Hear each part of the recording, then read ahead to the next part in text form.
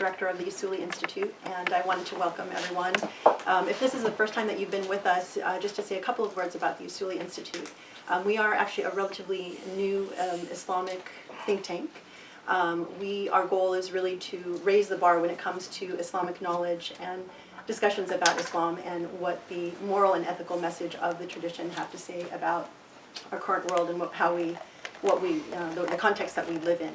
And so part of what we're excited to do is bring together really smart people to have smart conversations, and that's why we're extremely excited about the event for today. I think this is a very unique conversation because it's not often that we have people who are working on the front lines in conversation with people who are working from the perspective of research and analysis and critique.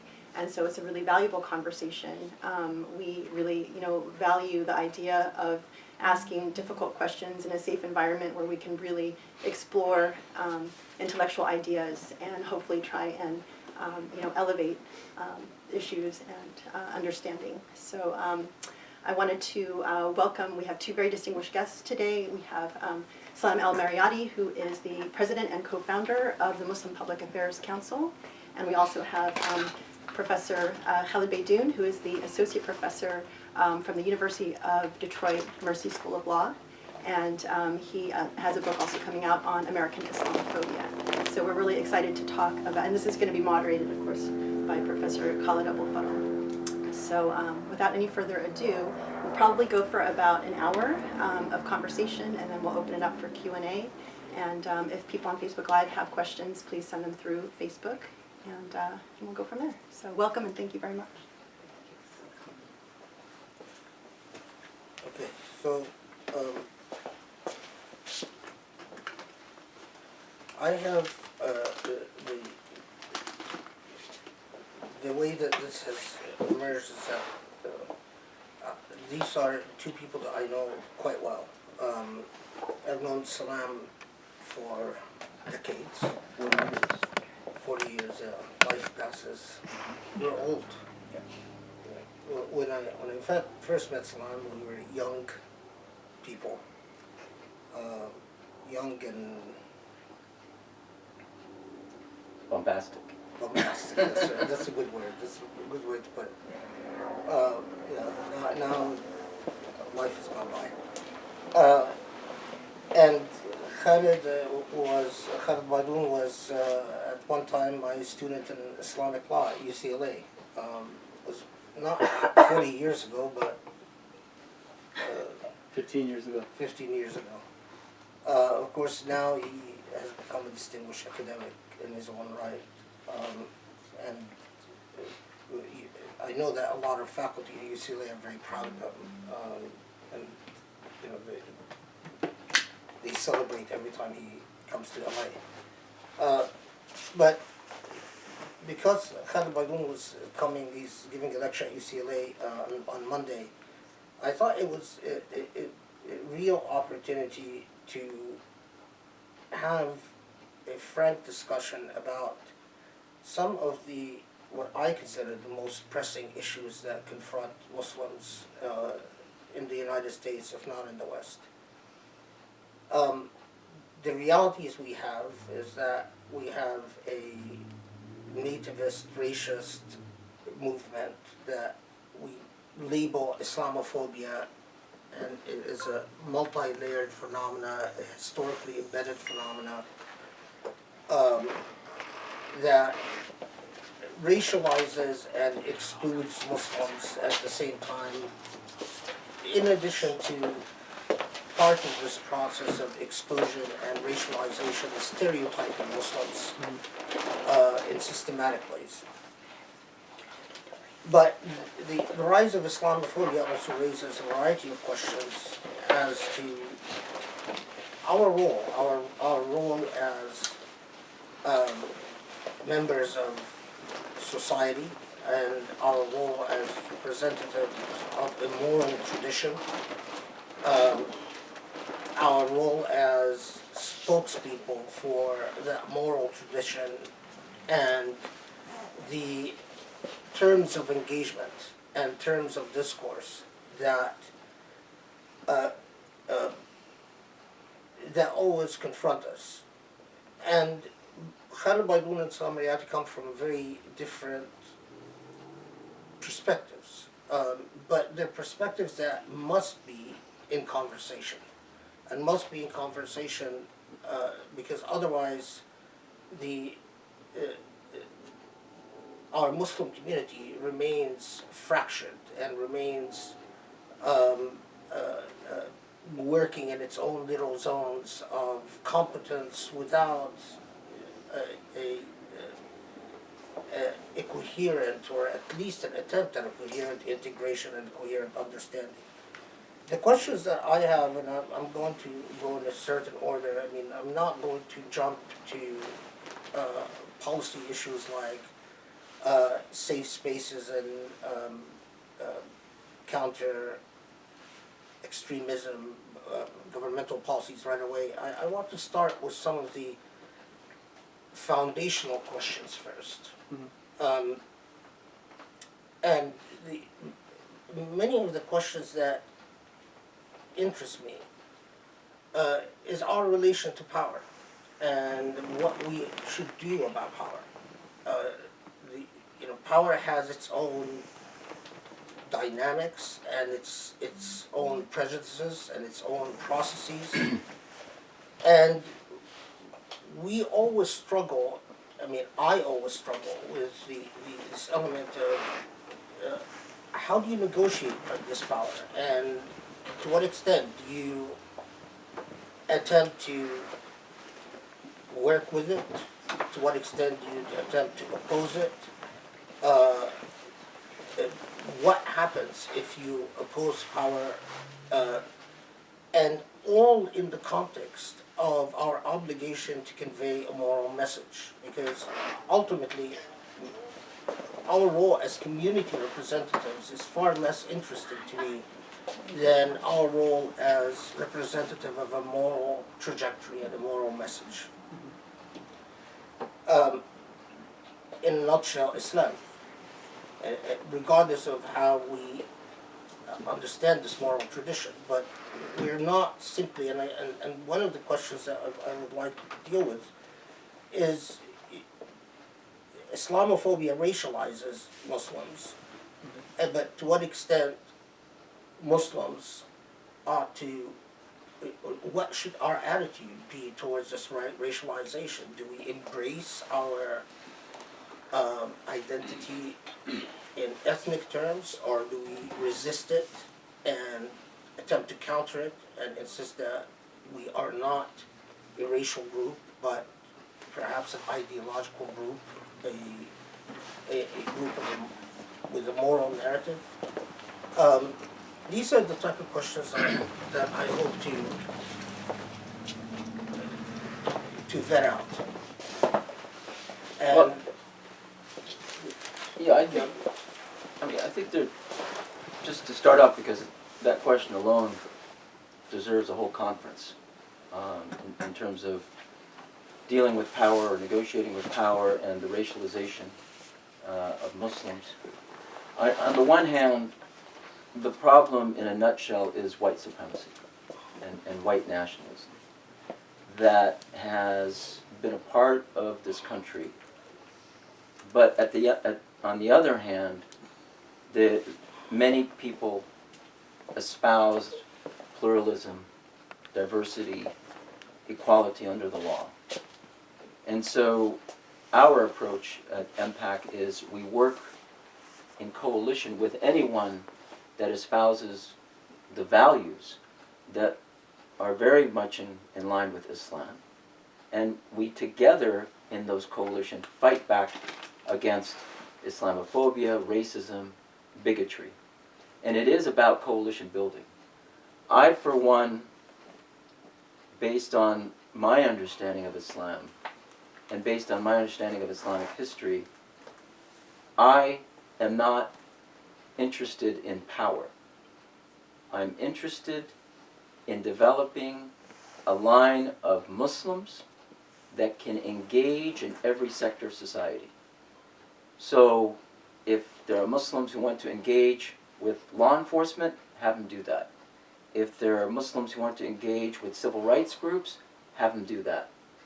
And therefore our effectiveness is the ability to leverage all the different avenues and channels that these Muslims are engaged in, and that they themselves will go up the ranks based on their performance. So it's not about, to me, it's not about negotiating with power, as one of our great scholars, Imam Ja'far, said when he was given even the opportunity for power.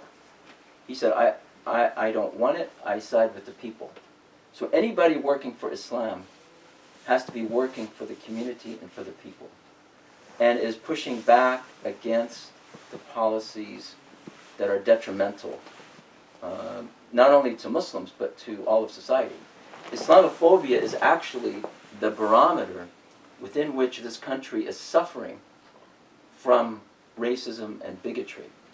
And whether we succeed in defeating that or not, a lot of it has to do with how much we engage the rest of society in an effective way. And as you alluded to, how we can build a cohesive front.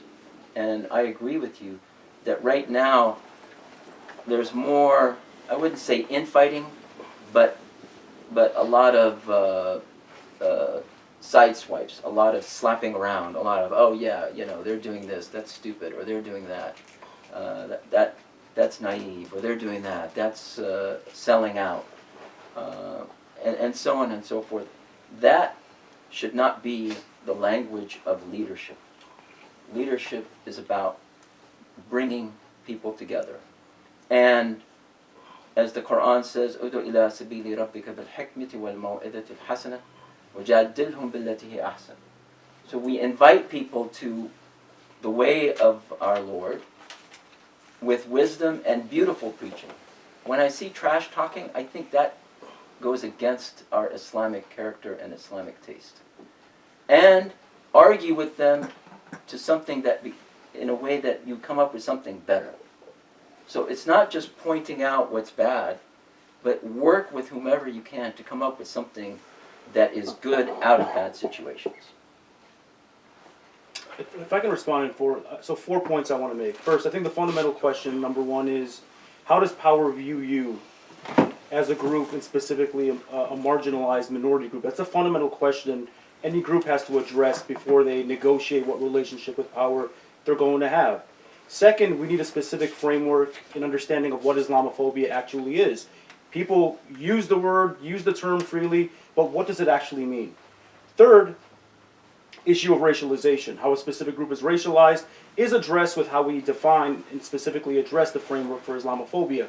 Fourth, I want to address the issue of rhetoric, language, sideswiping, and so on, which I think is fundamentally a cover for not addressing specific questions and the practical consequences of those decisions you make. I'm less concerned with what people say. What is the effect of the decisions you're making as an organization? That is more fundamental. That is a bigger priority.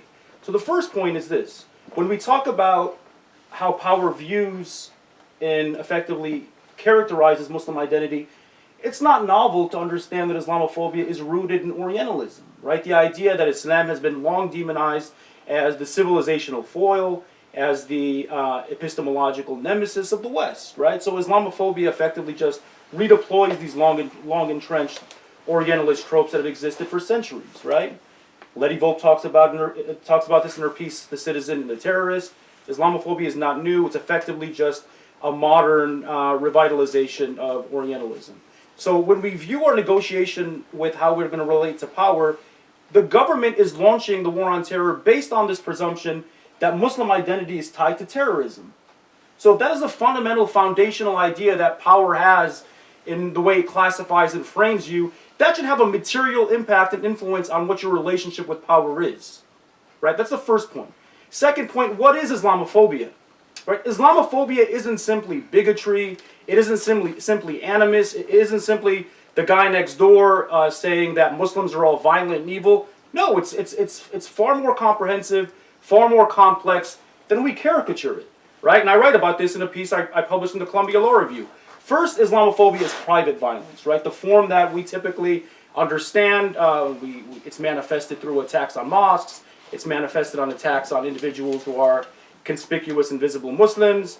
It's manifested in a range of ways by private actors and private entities, right? Corporations, institutions, think tanks, but it's also structural, right? Islamophobia is also state-sponsored policy and the kinds of laws the state is enacting, the kind of programming, policing programs the state is engaged in. When I say state, I mean every level of the state, right? Federal government, state government. We see state structural Islamophobia by way of the anti-Sharia legislation that was prominent a couple of years back and now is obviously coming back to the fore.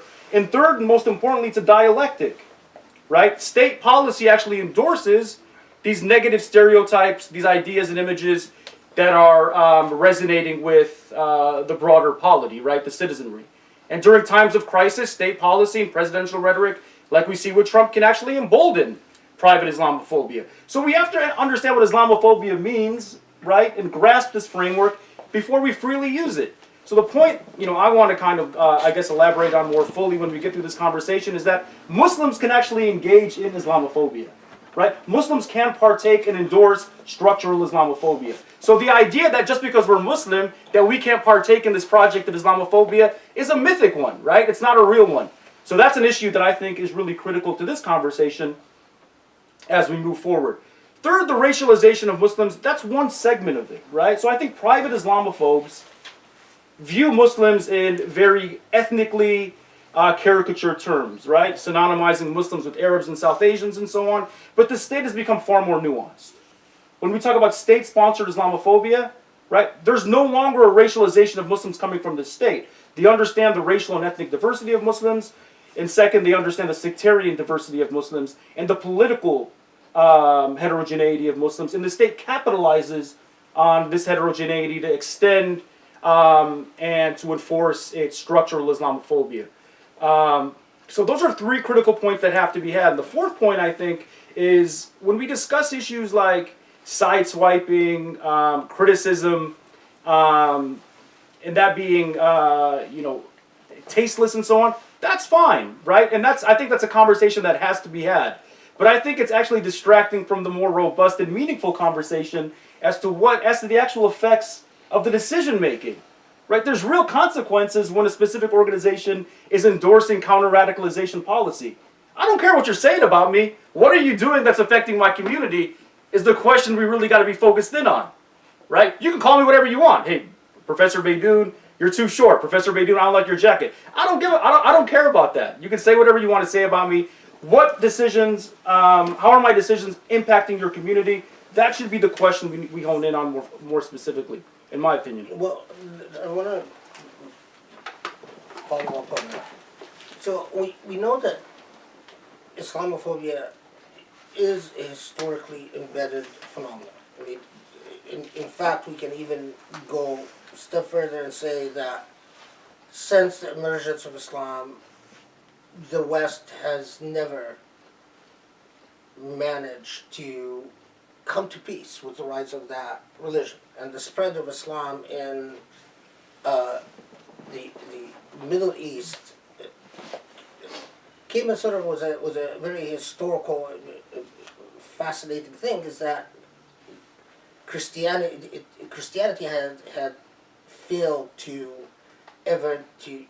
appeal to the hearts of the Middle East, or what we call the Middle East, and Islam did. And the Latinized Christianity has always struggled with that. And so we're dealing with a from the history of the Crusades to the history of colonialism to the rise of racist discourses and so-called liberal democracies, etc., etc. And the elephant in the room, Israel. Because Israel played a huge role in the Islamophobia industry and continues to do so. In fact, wherever you find the discourse about stealth Islamists and Sharia creep, right on the other side of the page is support Israel. Israel is so we'll get to that. But that comes back to the critical question. Now, as Muslims who are full members, full citizens of Western democracies, and particularly in the U.S., strategically, wouldn't it make sense that we enter into partnerships with people that might not have a comprehensive understanding of Islamophobia, might even have a flawed understanding of Islamophobia, but have the intentionality of inclusion to one extent or another? And strategically, doesn't that make sense? You know, whether it is ties to people in Congress, ties to people in local political institutions, ties to law enforcement, whoever wants to work with us, we work with them. What is wrong with that? Or what is right with that? Well, I think it's not right or wrong. I think it's where you contextualize that question. I think theoretically it sounds really aspirational, right? But when the specific context of that question is affixed within the war on terror, then it becomes problematic, right? Would you ask a black person to endorse or partake in the project of carrying forward the prison industrial complex, right? Would you ask a Latinx individual to partake in a program that is leading to expedited removals of individuals who look like them, right? So when we're talking specifically about the context of the war on terror in specific signature counterterror programming, whether it be NSEERS, whether it be counter-radicalization and so on, you're dealing with a program that is entirely built upon the premise that Muslim identity is correlative of radicalization. The theory is flawed. The entire theory is flawed and entirely fixated on Muslim identity, not on white supremacists and so on. So effectively what happens is that individuals who choose to participate in that process who are Muslim are effectively native informants, right? They're individuals who are effectively extending their racial or religious identity to endorse and carry forward projects that are destructive to their communities. Well, native informants is a sophisticated concept because it And I use the academic term, yeah, yeah. I mean, it has so many layers, and I mean, for people who are watching this, you could be a native informant even though you never intended to be a native informant, and there are, but I mean, There's a range there's of a wide range of. there's a range of motives that inspire individuals. I want to come back because this is seriously a very difficult question. So we have a war on terror that has now been, in many ways, have been used to as a cover for the rebirth of various colonial policies, and in many ways, the war on terror has been used to even subvert democratic institutions. It has been used to extend hegemonic influence over so many parts of the world. It has been used to excuse systematic colonization of people in Palestine and so on. So it's a monster with so many different branches. But the reality is that it's like if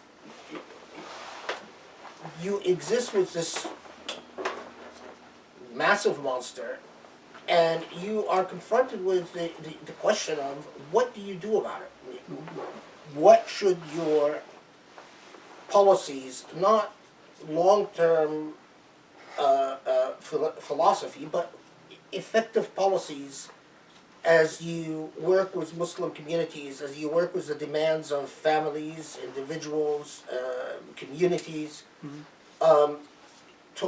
towards the people who embrace the war on terror, the idea of war on terror as sort of a crusading idea. It's a righteous idea. It's a righteous concept.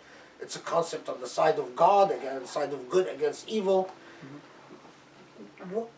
How do you work with that? I mean, do you say, well, you know what, you are all participants on the war on terror, so I am not working with you. I am going to be a systematic, conscientious objector, so to speak. But what is the cost of that? Doesn't that have a prohibitive cost in itself? Of course. Yeah, I mean, basically, so what is pernicious about the war on terror is this construction of a good versus bad Muslim binary, right? Scholars like Mahmoud Mamdani have written about this. And basically, the structure lays out a game, for instance, where it creates incentives for specific organizations and individuals to play the good Muslim role, and individuals to participate with power to carry forward this programming. And as a consequence of individuals choosing to play the good Muslim role, that's branding anyone who isn't playing that role as a presumptive bad Muslim. Okay, I'm happy you Can I brought. just, Yeah, I was going to come to you. Okay. Okay, this idea of good and bad Muslim, because I'm happy you brought this up. And I'm gonna. The war on terror is built upon that binary. Yeah, absolutely, and I understand that. But I'm going to ask you a question. Feel free to answer it, and then say Sure. whatever you want, commenting about what Khaled said. Don't we? I mean, the idea is that the war on terror creates this binary, this dichotomy between the good boy and the bad boy, right? And if you behave, you get your little kudos, you get your little awards. If you misbehave, we smack you, we suppress you, we disappear you effectively. And this type of binary is very old. It's anchored in not just in the you could trace it marvelously in the Roman Empire and the way the Roman Empire dealt with everyone. But then in colonialism, and it has this long-rooted history of those who colonize others create this binary and give incentive for those who work with them and destroy those who oppose them. But you know what troubles me is, don't we have a theological imperative to differentiate between the good Muslim and the bad Muslim? And here I'm talking from a moral perspective and a theological perspective. I, as a Muslim, on the one hand, I know that there's this monster in the room that wants me to divide myself according to this binary of good and bad. But on the other hand, I have another master, Allah, God, who also demands that I divide myself in terms of good and bad. Now, so how do we negotiate this? I mean, I'm sure you deal with this in Impact all the time, because ultimately you have a moral duty to define yourself in the eyes of God as good versus bad. But how do you do so with the presence of this outside pressure that wants you to also define yourself as good or bad? How do you negotiate this? well, I think, first of all, It's a tough question. But yeah, I mean, again, I think these conversations can go on for quite some time, they should. and they should. But you guys are talking theory, I deal with realities. And there are so many realities in the community. I've been working in the community for 30 years. Whether it was the time that we fought against the first Gulf War in '91, or the second Gulf War, or the Salman Rushdie crisis, or the Oklahoma City bombing, or so many things. This problem that you wrote about, Khaled, in the Great Theft, of extremism that took away our religion and hijacked it to this narrative of what we call the cult of death, is a reality. You're fighting that while you're fighting the policies that are nefarious and they're targeting your community and they're aimed to scapegoating you, and you're fighting all the special interest groups. So we cannot ignore any of them. You can't just say, well, I'm fighting the U.S. government, but you're ignoring this problem of extremism that is espoused not just by Al-Qaeda and ISIS, but so many voices.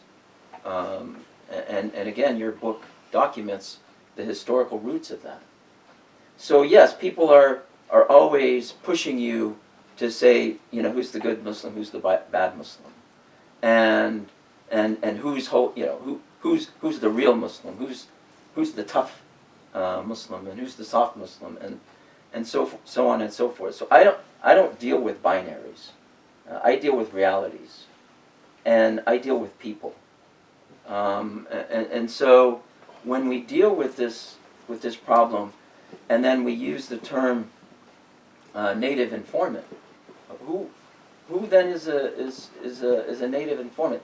For example, is Khizr Khan a native informant because he spoke at the Democratic National Committee because his son died in Iraq defending American soldiers? Is he a native informant? Do you know what native informant means?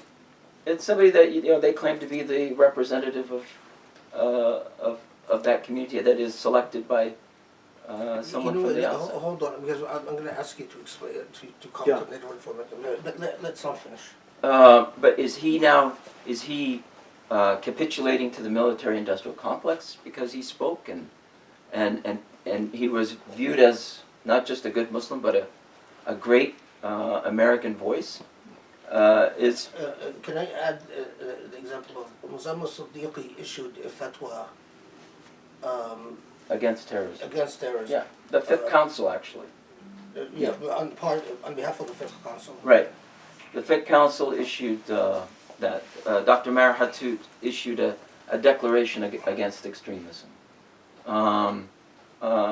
We have people that are taking positions within the government or in commissions, like Khaled Beydoun took a position in the U.S. Commission on International Religious Freedom. Does that mean that he's the good Muslim? And I'm sorry? You need to inform. Yeah. And I do remember even you, Khaled, that you did a video for the State Department, about democracy. So does that make you a native propagandist for the U.S. government because you did that video? So it's not this binary that all the time. I think that people, yes, they do have to make difficult choices, and they do, and a lot of times it is the lesser of the two evils. Do you deal with that issue, or do you ignore it, and do you move on to something else? Do you fight this issue, or do you fight that issue? Is it something coming from the Middle East, or is it something in your neighborhood? These are the realities.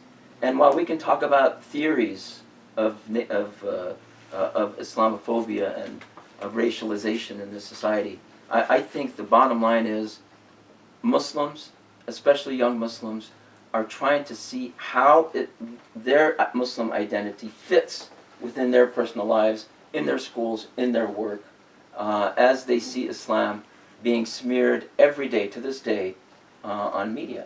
And these are the challenges we're dealing with on a day-to-day basis. One thing I do want to interject before I come back to Khaled Beydoun, is that there is no distinction between theory and reality in my view.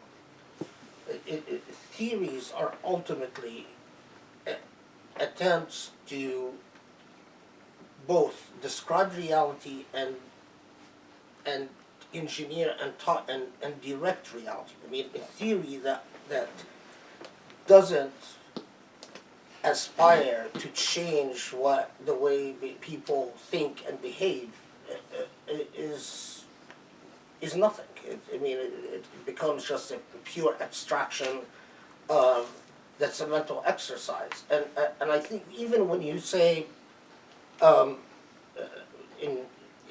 the examples that you gave, you cite the great theft. That is theory and reality. I mean, it is an attempt to think about systematically about various elements that constitute reality, and then to come to a conclusion about what they are and what they should be. So I take your point that you are concerned about ideological tropes that ignore the complexity of reality. But that just means that the theory, if that is happening, then the theory is flawed. It doesn't mean that the theory is irrelevant. Right. And I think that the theory is shortchanges a lot of what people are but struggling not with. all theories, because and I'm going to talk about this concept of native informant in a second, because within the theoretical constructs, I mean, ultimately they try to educate and try to direct the behavior of people. People just don't produce theories for their own sake. They produce them for a purpose. So, just so we're all clear, talk about the concept of native informant and what it means, because I think there's, within even the theoretical constructs of native informant, it does address a lot of our realities. I mean, it does directly apply to a lot of our realities, and the issue is often, regardless of the label, well, even if our role becomes partially that of a native informant, does the balance of harms and goods mandate that we play that role? Yeah. I'm going to try to finesse two questions into one. So I want to address the theory issue and then tie into the native informant question. So, look, theory and praxis are inherently tied. I would highly recommend that nobody navigate a specific practical project before they understand the theory driving that practical project. Counter-radicalization is a classic example. If you look at the theory that's laid forth by Michael Silber and Arvind Bhatt, right, the two, I call them pseudo-scholars who construct a theory, it's premised entirely on, again, exclusively framing radicalization as a Muslim phenomenon, right? And more specific to that, a Sunni phenomenon. So if you're embracing or partaking in programs like that without reading the theory, then I classify you as being highly informed, right? Or making decisions that are driven by ignorance or driven by some other incentives that exist beyond that. Okay, moving on to the native informant idea. The native informant construct, it's a spectrum, right? There are native informants who engage in programming that are highly pernicious, whether we talk about the war on terror, whether we talk about, the African American experience, racialized criminal policing, and so on. If you endorse that sort of programming, that might lead you to the more extreme side of the spectrum. Maybe we can call it a brazen native informant, right, versus a more innocuous or benign native informant, right? There's native informants like Ayan Hirsi Ali or Asra Nomani, Urshid Manji would fit on the latter end of the spectrum, right? There are individuals who fit on the more benign spectrum who are engaged in, let's say, programming that the state engages in that isn't as nefarious or destructive to marginalized groups. Now, the reason I classify,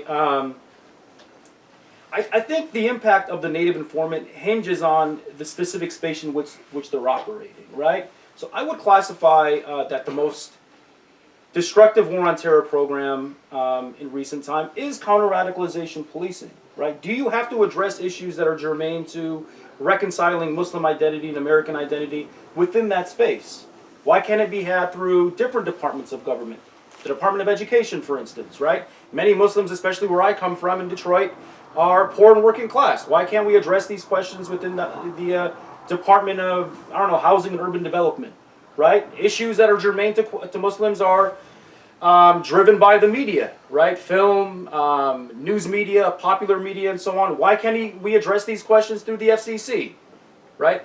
If we're only addressing this question in the primary space in which we're addressing the issue of reconciling Muslim and American identity is within the Department of Homeland Security or the Department of Defense, then it becomes highly problematic and clearly vivid that the state is effectively exploiting or capitalizing on your collaboration to advance a specific wartime project. And by wartime, I mean domestic war on terror or global war on terror, that we have to be more intelligent as Muslims, right? As Muslim Americans, to say that, look, there are clear issues we have to resolve. And I want to challenge the idea that radicalization is this, scary kind of, highly rampant issue within the Muslim American community, because I don't think it is. I don't see any research saying that, Muslim Americans and young youth are driven to violence or radicalization or committing terror attacks. The stats say otherwise, actually. The government stats say that Muslims and nominal Muslims are actually not engaged in terror attacks. right? And terrorism, again, we know in this country is defined very subjectively and very politically. So we just have to be intelligent to say that we got our issues, no doubt, right? We got issues with regard to, existential questions and identity, but we're not going to address these issues with the state within the War on Terror project. And to do so is not intelligent and drives me to kind of think about what other motives are at play. Why are organizations and individuals choosing to accept those terms of the game when they're clearly stacked against us and against our interests? Let's take the discussion to some more particular issues. And so, MPAC in a recent report that I read, I don't know if you've seen this report. Yeah, I think I got a copy with me. Yeah, I got it. Specifically and expressly condemns, differentiates between CVE programs, which are, do either of you care to define CVE? Because I don't want to do it. So yeah, I think part of the problem is there's no one definition of CVE, and you can go to 2 different people and get 3 different opinions on that. And I've been to debates about CVE. People walk out and say, I still don't know what CVE is. But for the purpose of what MPAC is trying to do, let me try to explain it this way. Because MPAC differentiates between safe spaces and CVPE. Exactly. And condemns CVPE but endorses safe spaces. I mean, safe spaces is as Dr. Heather Laird Jackson, who just founded the Muslim Mental Health Center at USC, and you spoke at her conference some weeks ago, Khaled. She wrote this report on behalf of MPAC, and we were approached by Mayor Eric Garcetti, who said his office said, we have $20,000. We'd like to give it to the Muslim community, and you can use it as you see fit. MPAC did not make any money from that. It was used purely for programming. So what Dr. Heather Laird did was that she set up a counseling center within the Islamic Center. And the counseling dealt with the whole, was really a holistic approach. So for example, if somebody had problems, there was one family that had a recent suicide. So dealing with the grievances of the family. Another family, their boy was on drugs, dealing with those issues. Another family, a person was thinking about suicide, suffering from depression. Domestic violence, women who were suffering from domestic violence. So that's what the program was used for. I mean, that's where the $20,000 was used for. And then she wrote this report, and she says that the Safe Spaces model is rooted in a community-led approach to well-being and resilience by fostering an open and supportive environment and creating access to counseling and behavioral health services. This is, as we say, this is an alternative to both heavy-handed law enforcement tactics and government-led countering violent extremism programs. And so the way we looked at it is the government came and said, we want, this thing called, first of all, this issue came partly because MPAC successfully lobbied the Bush administration to not use the term Islamic terrorism when it was talking about Al-Qaeda and ISIS. So there was a report that was actually done through the Office of Civil Rights and Civil Liberties at the Department of Homeland Security that basically argued why the U.S. government should stop using the term Islamic terrorism. And that's when they came up with the term violent extremism. President Obama then came and said, well, let's see if we can deal with these issues in a way that empowers communities or helps communities deal with these problems. And at that time, we were dealing with the Times Square bombing. We had just dealt with the Boston Marathon bombing. And the question was, can our community help rehabilitate individuals? And we argued just exactly what Khaled said, Mr. Beydoun said, that this is not an epidemic.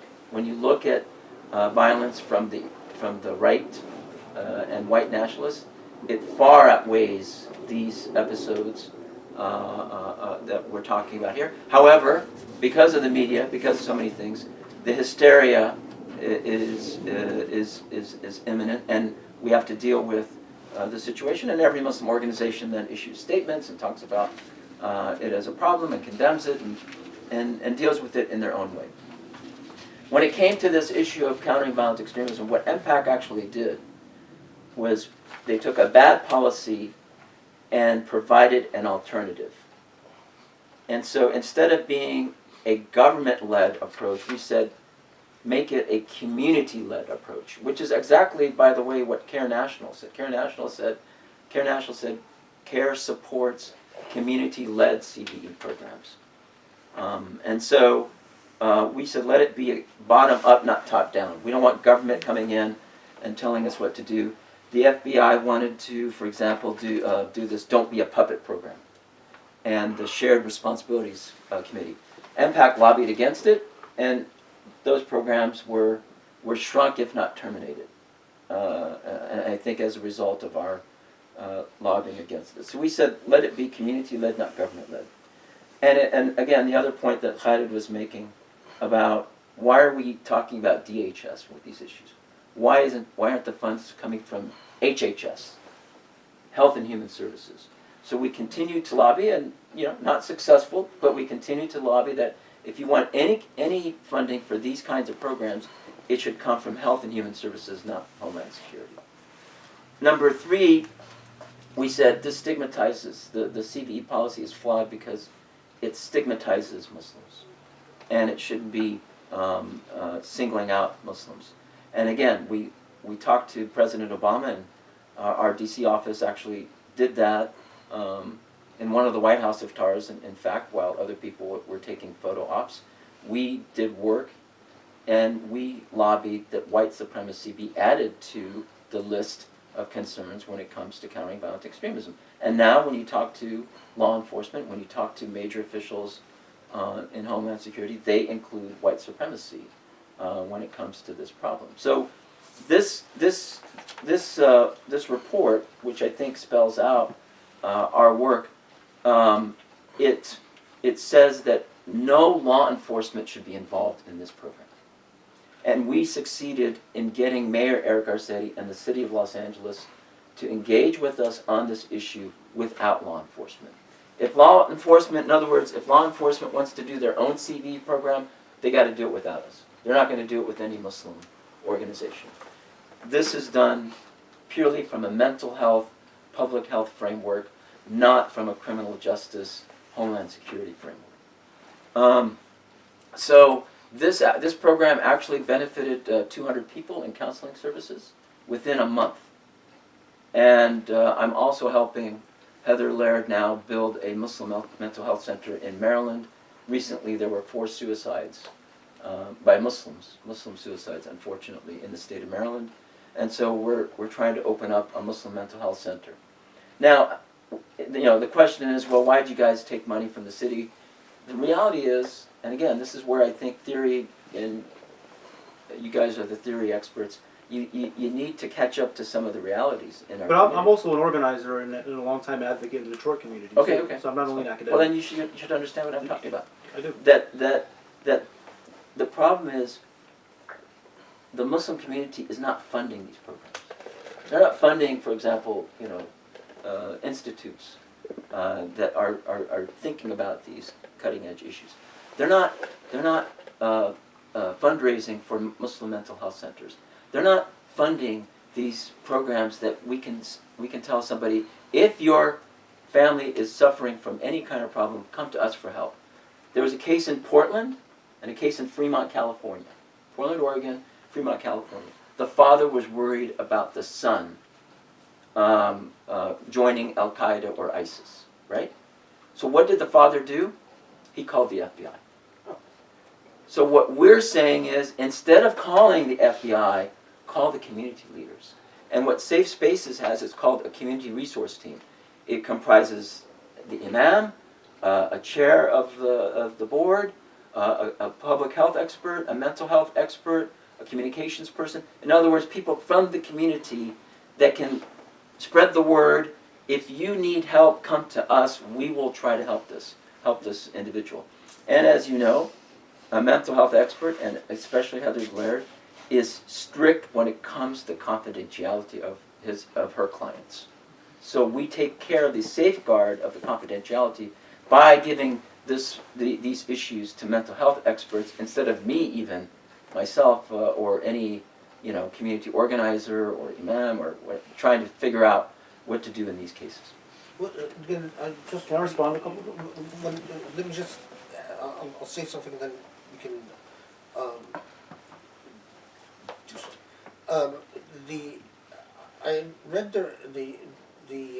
this report, and it has the intake forms, which are, as you would expect, they're all legally compliant under HIPAA, and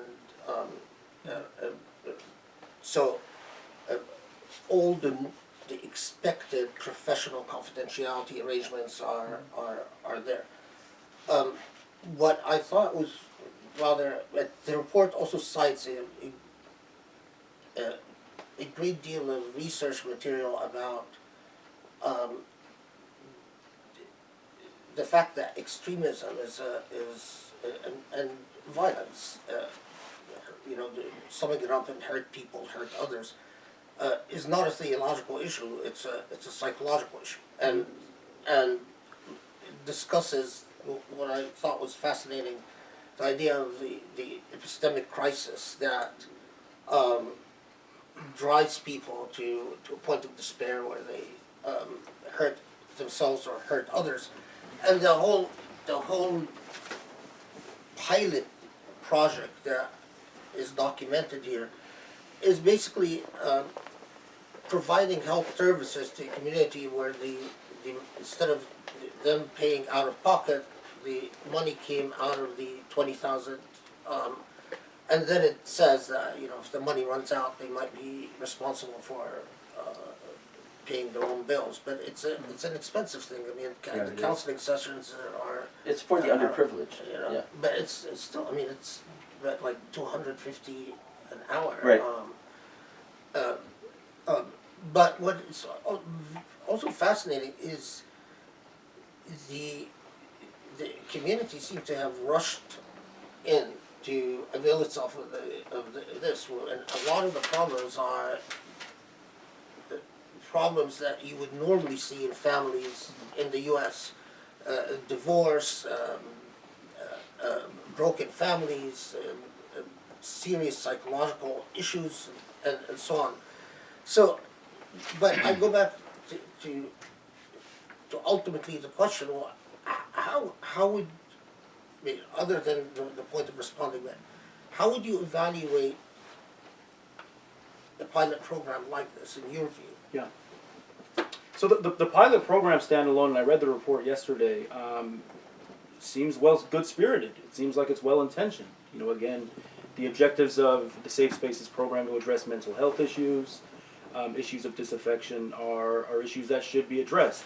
But again, they have to be contextualized within the practical space in which they're being extended. Now, you received funding from the LAPD, or the mayor. No, this wasn't LAPD. It was the mayor, right? This is the mayor. This is the mayor, who obviously has close connection with LAPD, which is conducting hardline Cve policing program. This has nothing to The mayor's- do. This has nothing. Well, This has nothing to do with LAPD each person or. present. Okay. Mayor Eric Garcetti, I think everybody here in Los Angeles knows, is one of the strongest supporters of Muslims in the country. He visits mosques all the time, and he speaks. So did President Obama. He doesn't want $20,000, by the way, to ruin his relationship with the Muslim community. This is not about doing something for LAPD or for CVE. This is purely something that he did for the Muslim The mayor is the executive of the city, in which the city's police department conducts one of the 3 hardline Cve policing programs in the country. That's one point. Second point is, you've received federal Cve funding before. That's a lie. You keep It's saying documented. that. It's documented. No, it's not. You are mixing, either you're mixing up terms, or you're spreading a lie. I have never received CVE money, okay? And then you put in your book that we got $400,000. It's documented. But where? Because we never can pull got it it. You were wrong. You're not doing good research, I'm Khaled. doing great research. No, you're not. We did not I receive don't the want money. this to I'll descend tell into an you. I'll tell argument. you what happened. All Guys. right. Trump rescinded the grant. because Did you apply to the grant? yes, of course we did. Okay. So did Care Florida. Let me ask you a specific No, question. no. You've talked for a long Okay, time. I'm guys, gonna ask you a specific guys, question. guys. Let me just finish this one. I'm gonna ask you a specific. That is a lie. I want to and ask you're you. spreading a I falsehood. want to ask you a specific question. Sure. So can you give a cogent definition of CVE? Which definition? Why? Which version? Why are you asking Because that why question? would you? I Because just said there are Khaled, 20 different direct definitions. your comments to me. He said- guys, hey! I am in control of this session. I don't want it to descend into an argument. So direct your comments to me. Okay, so I'm the bad guy here. no, there's no good or bad Okay. guys. I disagree with much of what he does. So but I don't consider him a bad guy. I'm interested in what So the your question I evidence, had- and because it's all relevant to serious policy issues. So So this is the question that I have, Yeah. if I can spell it out. okay, just Okay. hold on. All right, I So- want to answer. I'll let you. Salam said earlier that there are various definitions of Cve counter-radicalization and so on, which, again, the state-adopted definition of Cve is clearly evident in the reports that drive the program, right? So President Obama established countering violent extremism in August of 2011. It's clearly established by memo. Anybody can read it. Now, you said earlier that you didn't have a fully established definition of CVE, but why would you apply to get funds from a program in which you don't know what it is specifically? If I'm applying to a specific program for funding, I want to know what it is. So But- whether you receive the funds or not, you went ahead and applied for the grant. Khaled can be the Okay, so mediator here. because I have an answer. Because we're I'm missing not- two things. I mean, I'm interested in, on one hand, I'm interested in evaluation of this particular pilot program. On the other, we raised the issue of applying for funding. Do you want to answer to the part about applying for funding? We applied for safe spaces. Nonprofits apply for their programs and they find 10 or 20 different entities. You're a professor. You guys apply for grants all the time. You see where there's some area where your program can be funded. You apply for the grant. And let me prove another point here.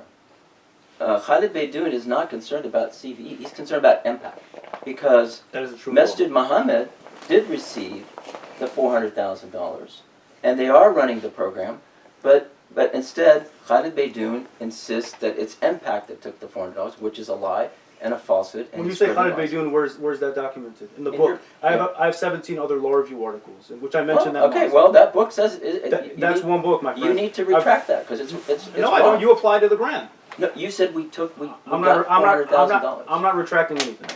And number okay, Hold let me- on. So I just want to understand. So you're saying that They applied for So the you're funds. spreading a lie. Did you apply for the funds?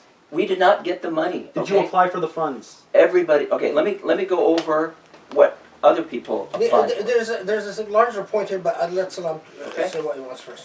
Unity Productions applied for it. Masjid Muhammad applied for it. Care Florida applied for it. But for some They did. reason, Khaled Beydoun is only fixated on MPAC. And as far as CVE, you have colleagues of yours who are doing CVE work. Like Abbas Barzagar, who's doing now CVE for the British Council. Sahar Aziz and Zarina Gral, who are anti-CVE, are fellows at the Center for Global Policy that just wrote a report on advancing CVE programs. Nihad Awad went to Saudi Arabia for a CVE conference. But for some reason, you are obsessed only with MPAC. So you're not anti-CVE, you're just anti-MPAC. Based on what? Based on what reading? I just said right here. No, but based on what reading of my position? Guys, A book? The book? I mean, I've read extensively about CVE. You do, okay, then why don't you comment on I gotta Masjid say, Muhammad? you're critiquing Why my don't you research. comment on Masjid Muhammad then? Why I is have. it? No, you Yes, have I not. have. You have. Is it in your book? No, This is not the only thing I've written, man. Why I've is written it? Why is it 17 other MPAC in articles. your book, but not these other groups? Why Hey. is it that you single out MPAC? Okay, this is the Because in problem it- with This your. is, you caricature support of CVE as specifically getting funding. Okay? You've conducted a range of parallel programs beyond funding that endorse and enable CVE to function. My idea is that LA was chosen as a pilot program because your organization was identified as a strategic partner that could carry forward CVE. So let's not be narrow-minded and say that funding is the specific space and the exclusive space that enables CVE to be carried forward. It's far more robust than that. And we both know that. Okay, our model was community-led approach, which is an alternative to government-led CVE. But wait, so let's. We can talk about funding. That's only one sliver of it, though. Okay, hold on. So because I've read a lot of your work, and I do know that in your articles you do talk about other Muslim organizations that have received CVE and so on. Whatever considerations that what material went into the book, we all know that scholars expect their whole body of work to be read, which is perhaps not what Well, if often someone's to make an indictment, they should base it But hold on a on, global hold on. assessment of But- somebody's but work. there's a Making serious indictments all there's the a time, question. and it's wrong. It's I- baseless. No, can you just hold on, guys. So the question that I have is this: do you have, which is a question, a different way of asking a question that Islam is raising, but Yeah. but I think let's air it out. Do you have an ideological issue with MPAC? I mean, do you see them as playing a more pronounced role in exactly the wrong type of trajectory that Muslim organizations, Yes, and why so? emphatically yes. So why? I think MPAC has chosen to play the role of, again, I'll be frank, the good Muslim institutional role, where they're happy to effectively trade in political position, ideology, racial and religious currency, to be better embraced by the state, right? And again, to endorse more on terror policy programming through counter-radicalization, and not only on a federal level, but also their relationship with the LAPD, which we can talk about more fully, more closely if you like, which has very destructive programming within the city of Los Angeles. Remember, I lived in the city for 7 years, so I know Los Angeles quite well. I know activists in the city, so localized programs which have a destructive impact on black and brown people in the city, and specifically poor and working class brown and black people in the city. So I think MPAC has fully embraced the positionality of being, we're going to collaborate with the state because there's specific incentives we can extract from that relationship. And I've written about this in the book. I've written about this in a range of law review articles, but not only MPAC, other organizations as well. But you don't, I mean, and the incentives, I know in your writing, the incentives not necessarily just financial. Not just but- financial, no. So getting invited to the White House no. for iftars and so on. No, I go back. They sent me Wow. invitations for a reason. What a Okay, treat. But, okay, so Wonderful. now I go back to Yeah. stuff. That you So- call that trading in for that? We're trading in everything, so we get invited to White House avatars. That is the most cockamamie thing I've ever heard. It's just ridiculous. I'm sorry. I don't think it's you an are- insult to my intelligence. I just don't for understand. you to say that we're doing all this so that we can get invited to White House. Okay, but That's not what I said. His larger, no, but It's your example. that's a reduction, Exactly. point. Yeah, that's exactly what No, he's but doing. hold on. What he's saying is that, and again, I will elevate things to an intellectual point of view. And the intellectual point of view is that Khaled Beydoun is a critic of impact as a prototype of what he sees as a wrong-headed policy. The wrong-headed policy is that we work with the state, and what we get out of this is a certain level of recognition by the state. That the state, not financially and not necessarily, just iftars or whatever it is, but the state basically likes us and see and that at a psychological level that becomes, even if it's not necessarily conscious, but that becomes an incentive system that instead of noticing the suffering and the dispossessed, you would become more sensitized to approval and consent of the state. And that's why I started with the issue of power. What is your response to that? Yeah, it's a cockamamie idea. You know me, Khaled. Okay? I do. You really want to believe that I have done 30 years of work and traded in the community or whatever ethics we have in our religion, and when our religion tells us to fight for the poor and the oppressed so that I can be approved by the state, it's a ludicrous point. MPAC, okay, like ADC, like AAI, like CARE, like every nonprofit that works in Washington has a government relations office. Government relations mean you go and you talk to the people in the government, and you talk about issues that are important to them, and you try to bring something that benefits the community. And I'll give you examples of our relationship, by the way, with local law enforcement here. We had a relationship with the sheriff, and Peter King, the congressman from Long Island, had a hearing on radicalization of mosques. So we got the sheriff to go to Washington and basically tell Peter King, you don't know what you're talking about. The Muslim community is an asset to our country.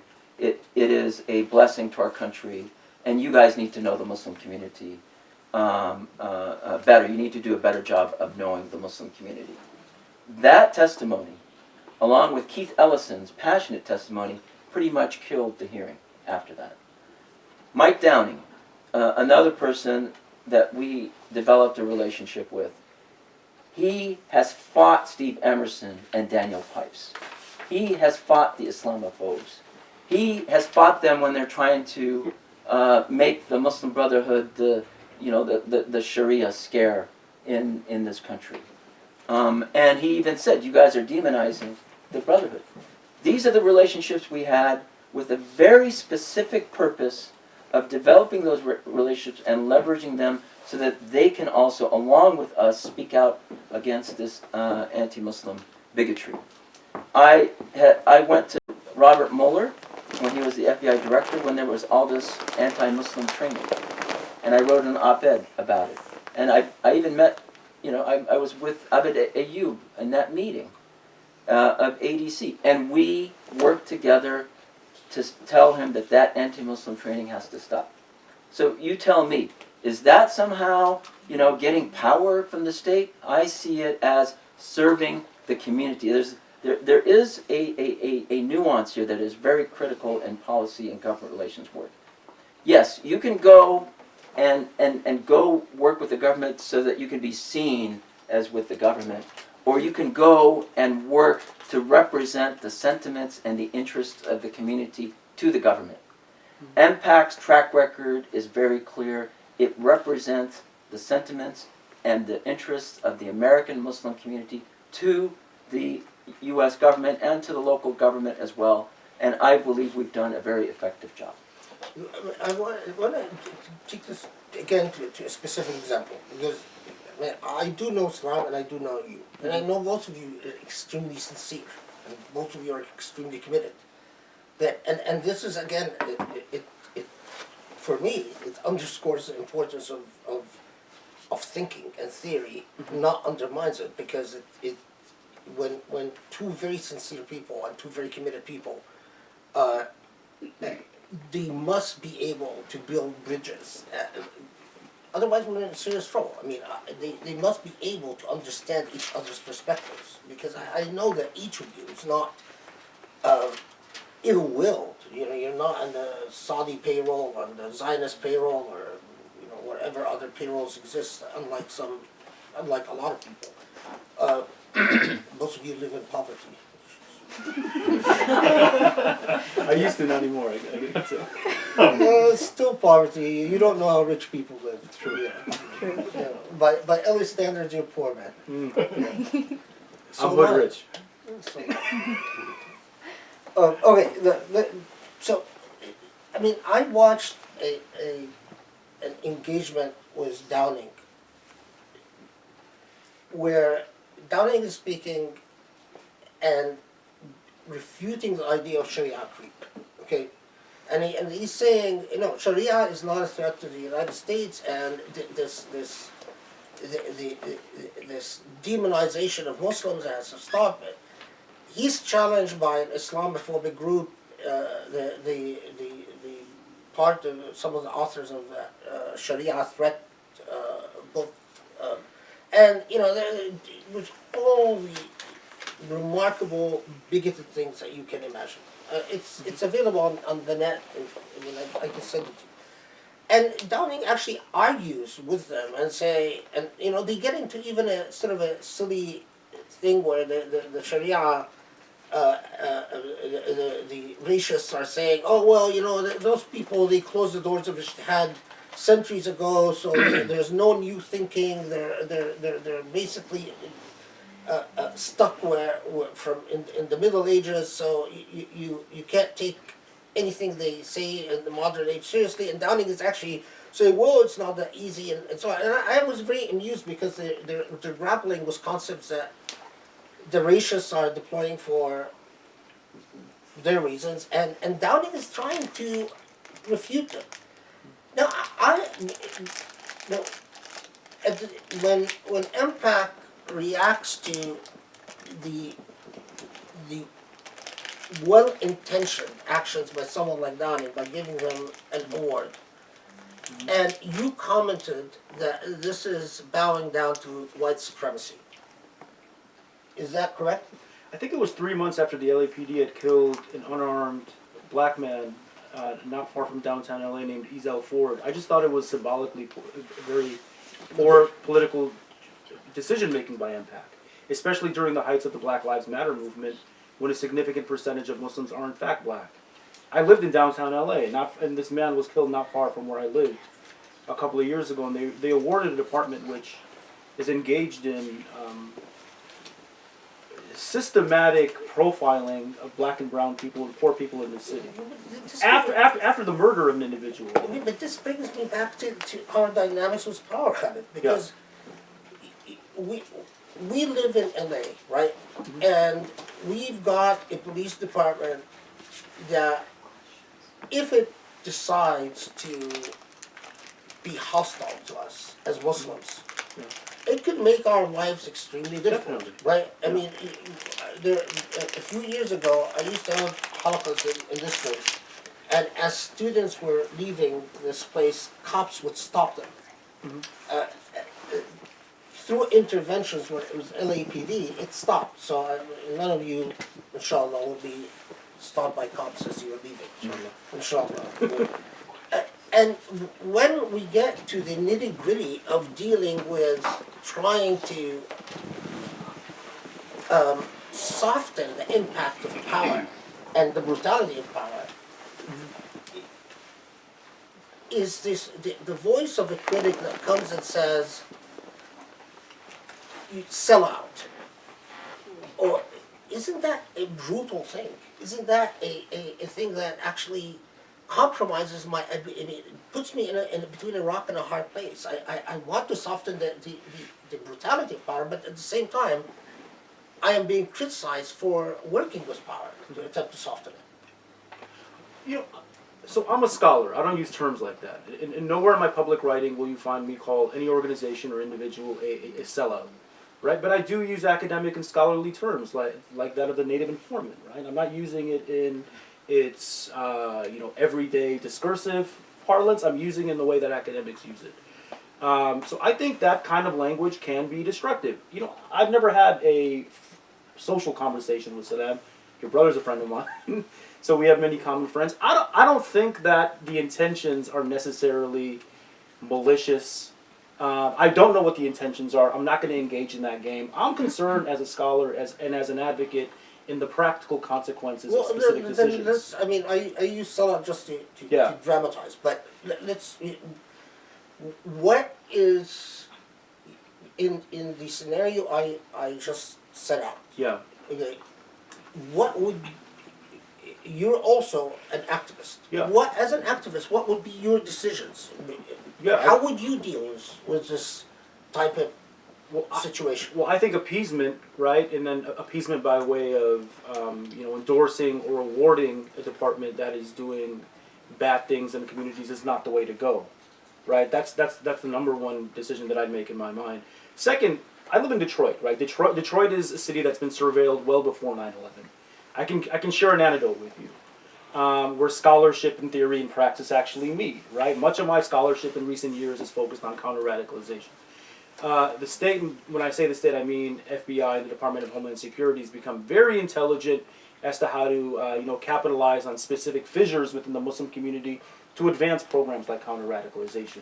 One of the organizations in Detroit that was to receive a large grant last year was a group called the Lebanese American Heritage Club, which was primarily a Shia-based Lebanese community social center. And I recognized from my research that the state was giving this organization a large grant because they recognized that Shia Muslims, right, had a common enemy, a kindred enemy with the state. And again, the state was characterizing radicalization as a Sunni phenomenon. Right. And this organization was more than happy to partake in counter-radicalization programming. And when we talk about counter-radicalization programming, Salam makes a good point. There are distinct types. There are hardline counter-radicalization programming, which are conducted by law enforcement, and soft counter-radicalization programming, which are guised in the form of mentorship programs, mental health programs, community task force programs, and so on. But the soft programs enable the hardline programs to operate. So there's an intimate connection there that we can talk about if you want to have that conversation. But me and a number of activists in the community stepped up and made it public that this organization was taking $500,000 of renewable funds to carry forward counter-radicalization programming in Sunni spaces, in Sunni communities in Detroit. And we got them to disavow the funds. So theory drives praxis. If you don't know what you're grappling against, then you can't spearhead an intelligent, practical intervention. That's why I asked the question of how do you define countering violent extremism, and you couldn't give a cogent definition, yet you were still happy to go ahead and apply for the funding. Because we're applying for safe spaces, which is an alternative to countering violent extremism. But you don't think it's tied? Government programs. No, absolutely not. It's completely independent. Read the report. It's completely independent. I've read the report. So But it so should just prove, and then I just need to correct a few things though. Good. We didn't award the department. Again, this is stereotyping in reverse. We have a relationship with Mike Downing because of his comments against Islamophobes. It's that specific.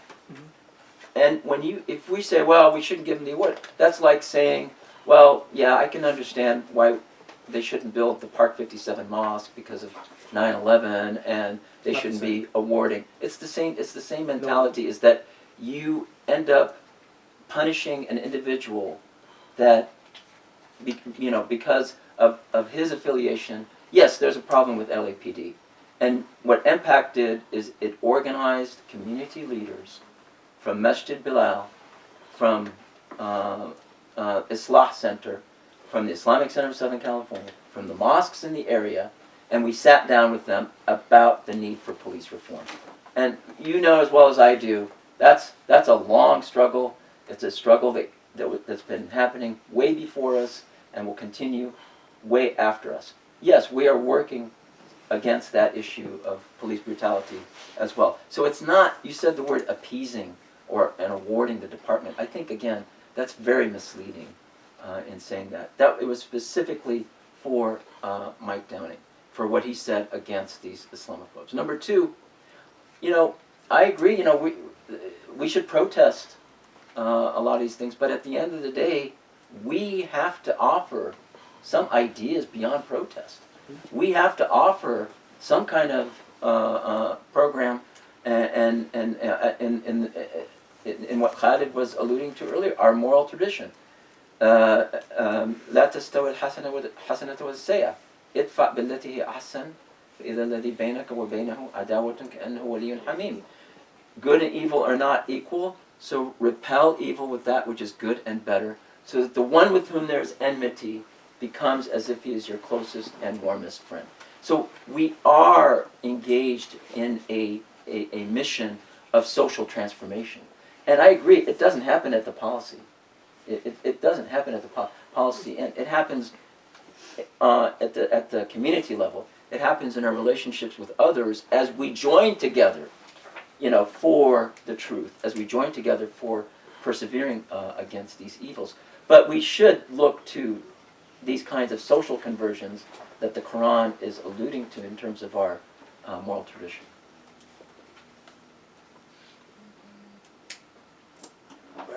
I'm Yeah. interested in what you have to say to that. So the issue with the LAPD, Before you, Yeah. because I mean, this is, you know, the purpose of this conversation for me, it's to education, Yeah. and it's, another term is dawah. Mhm. You know, education and dawah, to me, are interlinked in so many intimate ways.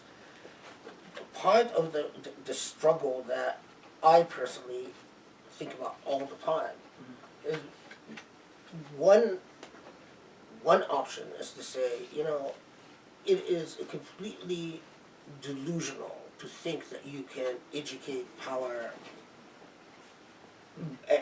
and make even incremental or micro changes, because at the macro level, whatever micro advances you make would be lost, and it only ends up legitimating the ravages of power. But on the other hand, that seems to not sit well with the theology, the theological imperative of calling onto goodness, the obligation to educate regardless of what the consequences are, to create, to deal with whatever space you're in from a moral perspective, and from an educational perspective. I mean, and it reminds me also, and in the history of colonialism itself, you know, we have been caught in the same epistemic dilemma now for generations. You know, colonialism comes in with a certain power dynamic. There are those who attempt to take care of community needs by dealing with micro spaces with colonialism, right? But at the same time, when you look at it from a macro perspective, from a long, you take a step back and you say, well, you know, ultimately, power subjugates and does what it wants and ends up exploiting even goodwill to its own purposes. That doesn't help me as a person who represents a community, because the option is to just become a social critic, to write books or to write articles or to demonstrate, to denounce someone receiving funds, but to not offer anything instead, because I don't know what to offer when it comes to savage power. I don't know what I can do about it that ultimately would be useful. And can we simply exist for generations? Because there is an intergenerational trauma when it comes to colonialism, basically as objectors and as protesters. Isn't that killing with a soul? I agree with that point, but I don't think it's an ultimatum where the only avenue or space for practical intervention is within the state, right? There are grassroots models. So one model that we've launched in Detroit and hope to carry forward is to conduct these Know Your Rights Counter-Radicalization programs within Masajid. Because typically speaking, these programs are being deployed in poor and working class communities where individuals are recent immigrants, are broadly ignorant about this programming and so on. And one thing that we need to address is the collateral First Amendment encroachments that CVE has, right? And it's destructive on these communities where young people who are conservative religiously, and even older people who are conservative religiously, are being identified as prospective radicals based on how they're presenting themselves. The motive question, I think, you're right, there is a moral imperative for us as Muslims to try to distinguish between what qualifies as good and evil.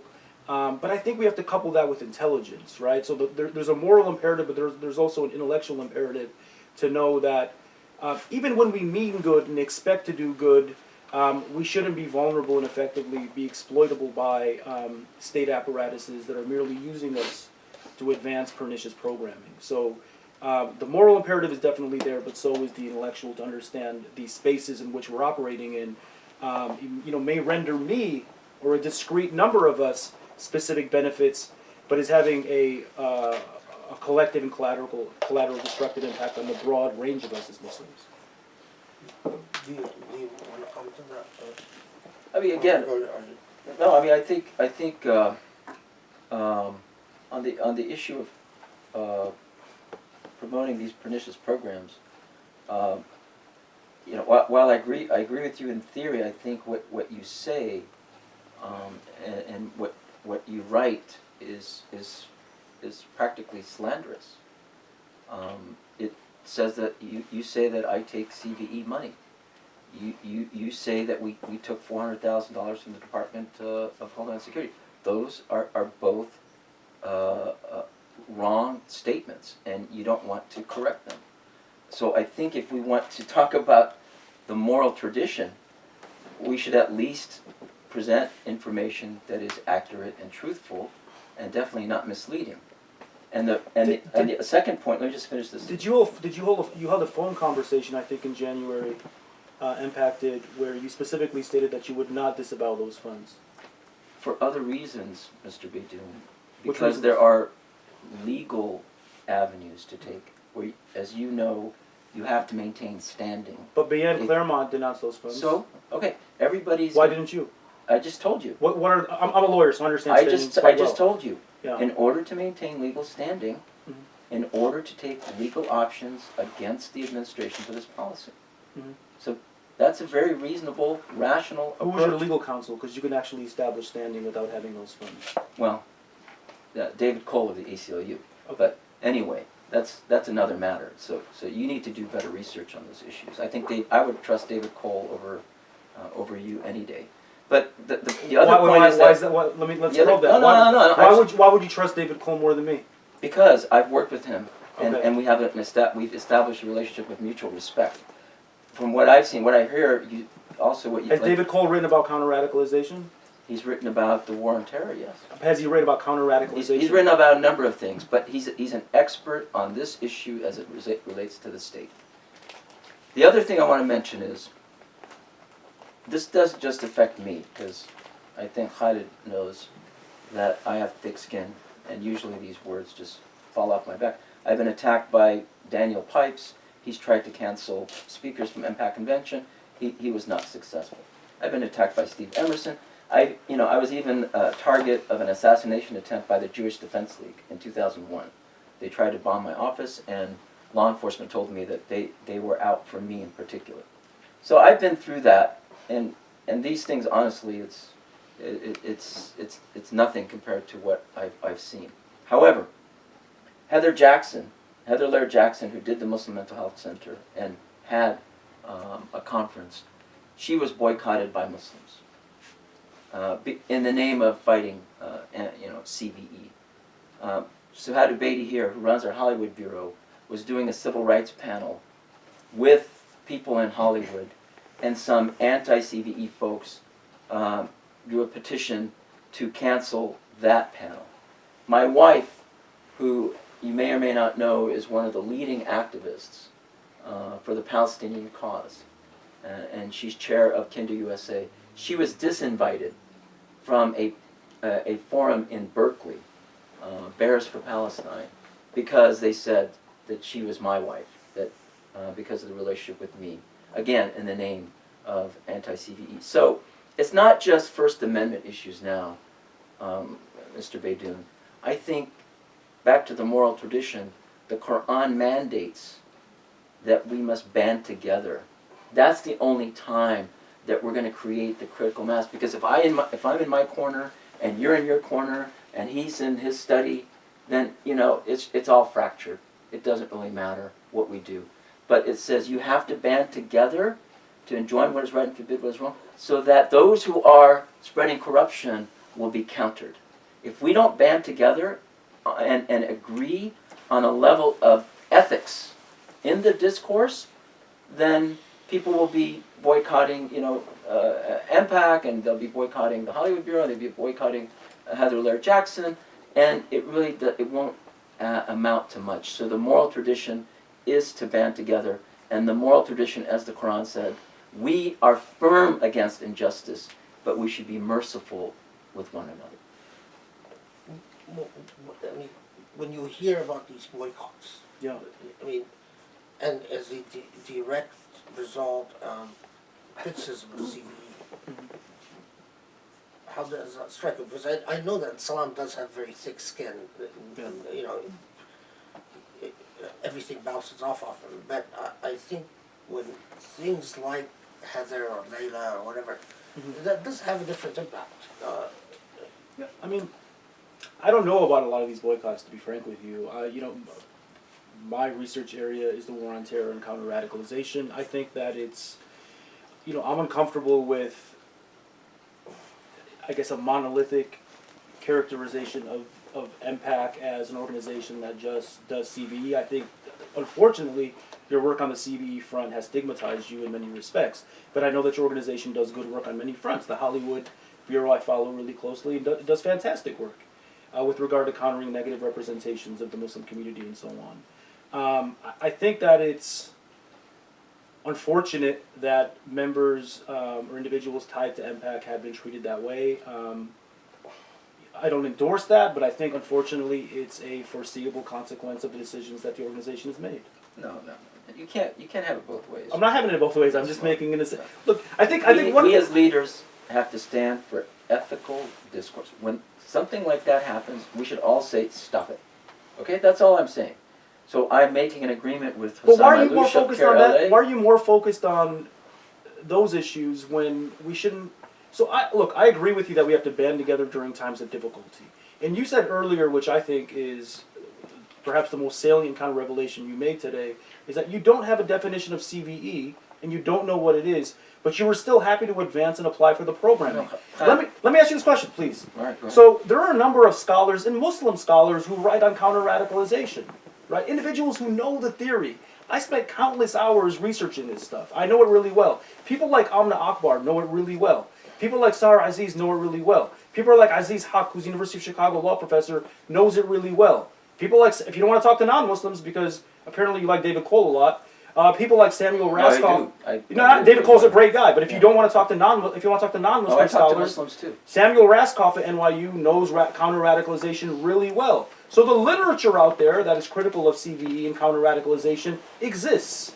Why not consult with these experts? I guess my point was. But why, if you don't have a definition of CVE, which you revealed earlier, I don't have a definition. Yes, you did. Why don't you consult? I said there are 20 definitions out there. Well, why don't you consult with the experts who can provide you with a crystal clear definition of what it is before taking action to apply for the programming? You are singling out MPAC. No, I'm not. 20 Muslim organizations, or if not 100, I'm not even sure how many, applied for the grant. You're right. You don't go after them. You go after MPAC. Let me finish. MPAC's been a partner on CVE for a long time. No, we're not a partner on CVE. We are not a partner on anything that is government-led that is coming into our community. What we're telling the government is, we will handle our own business. That's it. That's what MPAC is actually telling the government. Now, as far as the government-led CVE, it's, you know, you can look it up in the strategic implementation plan of the White House, that it's about supporting initiatives against extremism. It's about the counter-narrative, and it's about partnership. Okay, those are three elements of CVE that the government claims that it is trying to do. So that is their definition. That was my point. They have their definition.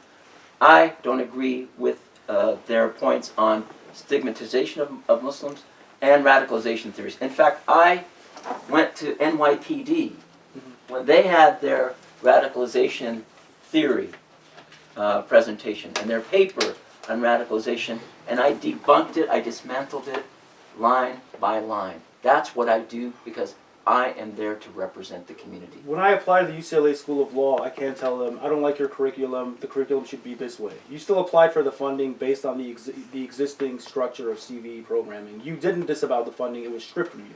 Those are the facts. It was stripped from us because we don't have a law enforcement component in the application. No, it was stripped because the Trump administration stripped it from most. Because Trump is anti-CVE, so you agree with Trump more than I do. No, I don't. Yeah.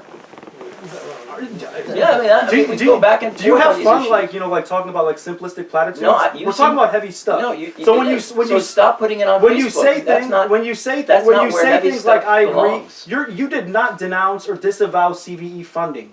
It was stripped from you from Trump, who is moving away from CVE and proposing the program as being called Countering Islamic Violence. See, we're having a conversation where the guy you're talking to really knows what he's talking about. So these really simplistic platitudes you're throwing out And I'm saying, aren't gonna stick, and my I'm friend. saying, and what doesn't stick is that there are 100 Muslim organizations Yes, that there apply are. for it, and There you are. don't go after them. Because- then go after them right now. I want to see you post it on Facebook. Those that got the funding, go after them now, because we are opposed to the government-led initiative that they're trying to impose in our community. I mean, Go after them. I dare you. He wants to have a Fox-related interview No, style no, no, discussion, no, which I have no, no no. interest You're the in one on having. Facebook that creates the Jerry Springer effect when people say, "Oh, tear him to shreds," and then you press I like. didn't respond. Oh my! You're a president of an organization that is really talking about likes on Facebook. Come on. You're the one that's on Facebook all I'm the an time. academic, man. You're, I am president of an creating the organization. Jerry Springer effect. That is creating infighting in the community, and the Muslim community is tired of it. That's what I'm hearing. I think the Muslim community should be more tired of the kind of programming you're endorsing versus the rhetoric not that you're endorsing putting on. Guys, You're misleading okay. Listen. You know, the purpose of this event was actually to try to get you to soften the rhetoric. Now, when we have a meeting like this and then the rhetoric escalates, we defeat the whole point. The whole point. I mean, when you see each other, I mean, you already good friends with Cve Salam's brother, but there is one thing clear in my mind, and that is that there are no villains in this conversation. You know, and this is where the intellectual issue comes. There are intellectual perspectives, and neither of these intellectual perspectives is. I don't endorse the idea that one is embedded in reality and one is embedded in fantasy. But they see the world as a result of their own experiences, as a result of their own studies, of their own cognitive processes, and it doesn't help when we come out of this conversation with greater animosity and hostility.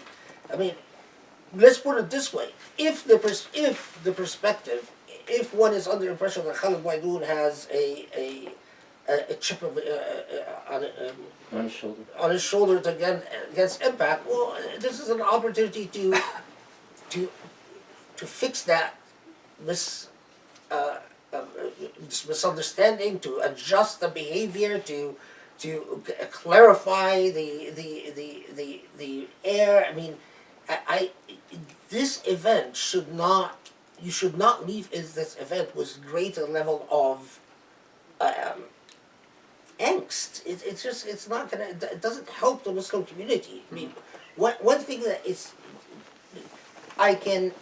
what I want is people to hear this conversation and then make up their own minds. And I don't think it helps people make up their own minds when we provide fireworks. Fireworks confuse the mind. Like I said, when people attack me, I really don't care, and I can go back and forth on issues. But when people around me, like Sue Beatty, like Heather Laird Jackson, like Layla al-Marayati, are boycotted because of this issue, that's what bothers me. It's not just words anymore. It is infighting, and that's what has to stop. And people say, well, why do you go and talk to people, the government, about these issues? Because that's government engagement. That's what we do. That's our mission. We're supposed to go and engage the government. That doesn't mean we endorse the policy. But any time that you two get heated with each other, I'm just passionate. Yeah, but I can imagine the Islamophobes sitting there chuckling Exactly. and be extremely happy. So this is a time where you err on the side of good faith. Even if you believe that there are several possible interpretations, pick the one that is. I don't think. I mean, I read through the Facebook exchange, to be, I mean, I don't think Facebook is a reliable medium for anything. I agree. People say garbage on Facebook, Yeah. and that's not that's not what we should be talking about. But what we should be talking about is that I'm interested in we didn't. Ultimately, whatever the history is, the Cve engagement developed and mutated into the Safe Spaces program that Heather wrote about, right? And I'm still not clear. What is your assessment of this particular experience? Because I mean, this could be replicated by other Muslim organizations around the country. You can't get Muslim donors to give money so you can provide health services to the community. So you will take money where, and like a lot of academics, we apply for money, for grants from all types of places. Now, of course, I understand the reason that there are academics that remain without money to buy time out and do their research is because they refuse to apply to all types of venues, and most of us know that quite well. But do you object, and on what grounds, to what the pilot program that was made by MPAC here and Heather? I mean, the community needs mental health services, and we need funds for it. And if it comes through this venue, so what? Okay, so I'm going to break it down legally how this will function, right? Because we can talk. Leave out the First Amendment issue because that's my last question. Aside from the First Amendment issue, an issue that was addressed. Establishment clause. Establishment and free exercise and political speech, actually, and association. So 4 clauses in the First Amendment that we can talk about that CVE impacts directly. But with regard to the Safe Spaces program, on its face, no, it's well intentioned, it's well structured, and it's a program I would endorse beyond the context in which it operates, right? So again, and he's gonna say otherwise, but based on my assessment, MPAC has had a close working relationship with DHS and a close working relationship with the LAPD, both of which are entirely committed to advancing hardline CVE programming and again soft CVE programming. Okay, we gotta be smart.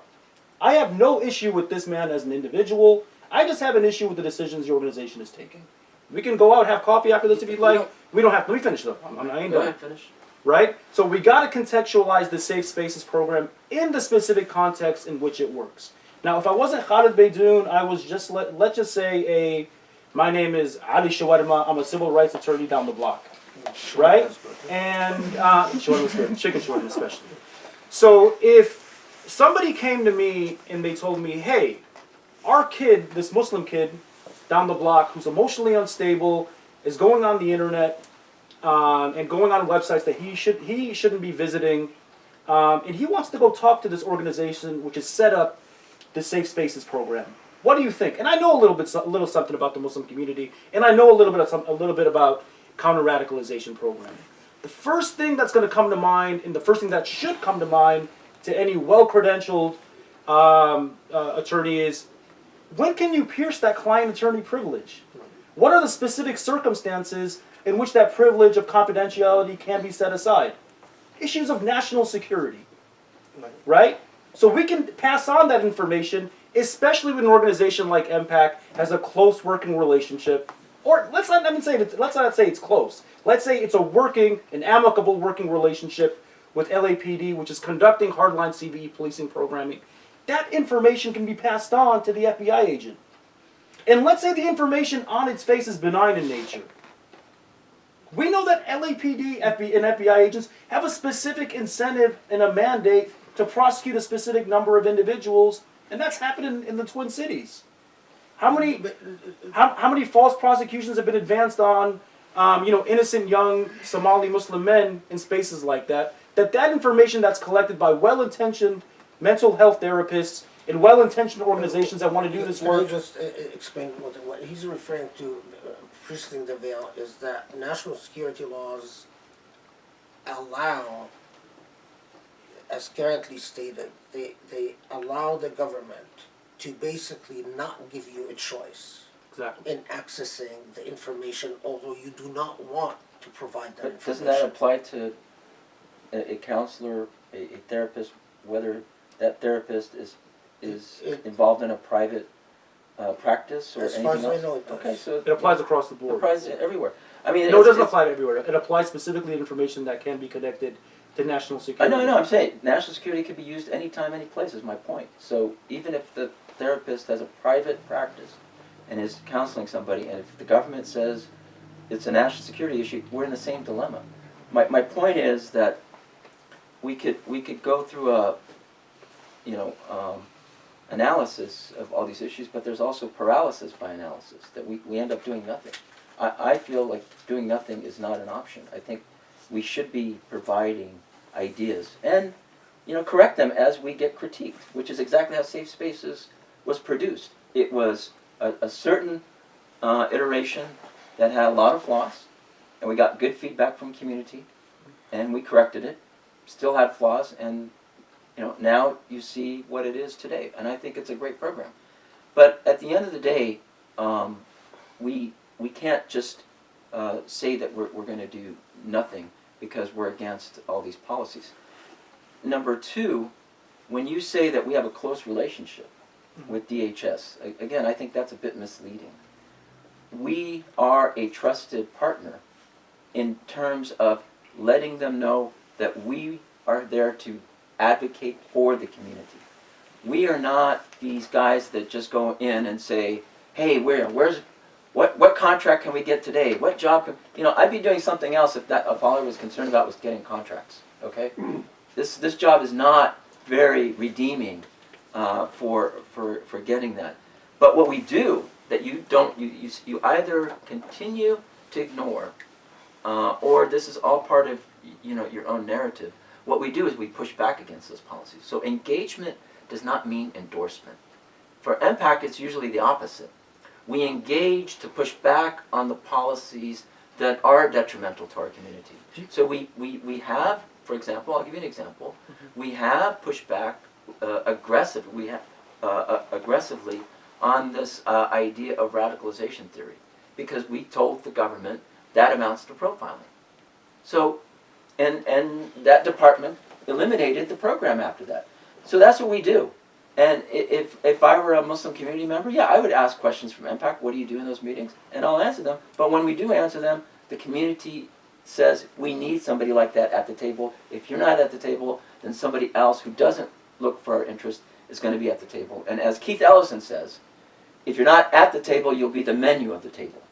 So we have to engage at some point. Protest is fine, but there's the next level of, okay, well, what do you do in all these situations? Are we going to take questions? Because I have Yeah, I mean, do you want to respond to that, or? Yeah, when he says radicalization has been eliminated, that component of the program. that from that department. Which department? No, but he's giving a specific, but I think the larger issue, Khaled, is this issue of if you're not at the table. I mean, it's what I started with. I think it's how you get to the table and which table you're at. There isn't only one table. In this falsehood that you're either doing something or making the wrong choice is not the paradigm and not the real paradigm. A range of individuals are doing things beyond the context of DHS and the War on Terror project and economy, right? So I think we have to be part of the process, right? We have to be. I condone individuals who try to work within power, but it's within that specific locus of power we have to, I think, steer away from, which is, endorsing and making decisions that make it easy for the state to carry forward the War on Terror project, including counter-radicalization. And I think that, again, he's going to disagree and say that he hasn't taken CVE funding, he hasn't taken CVE money, but it's well documented that he applied. The organization didn't disavow the funding. Trump, effectively cut the umbilical cord.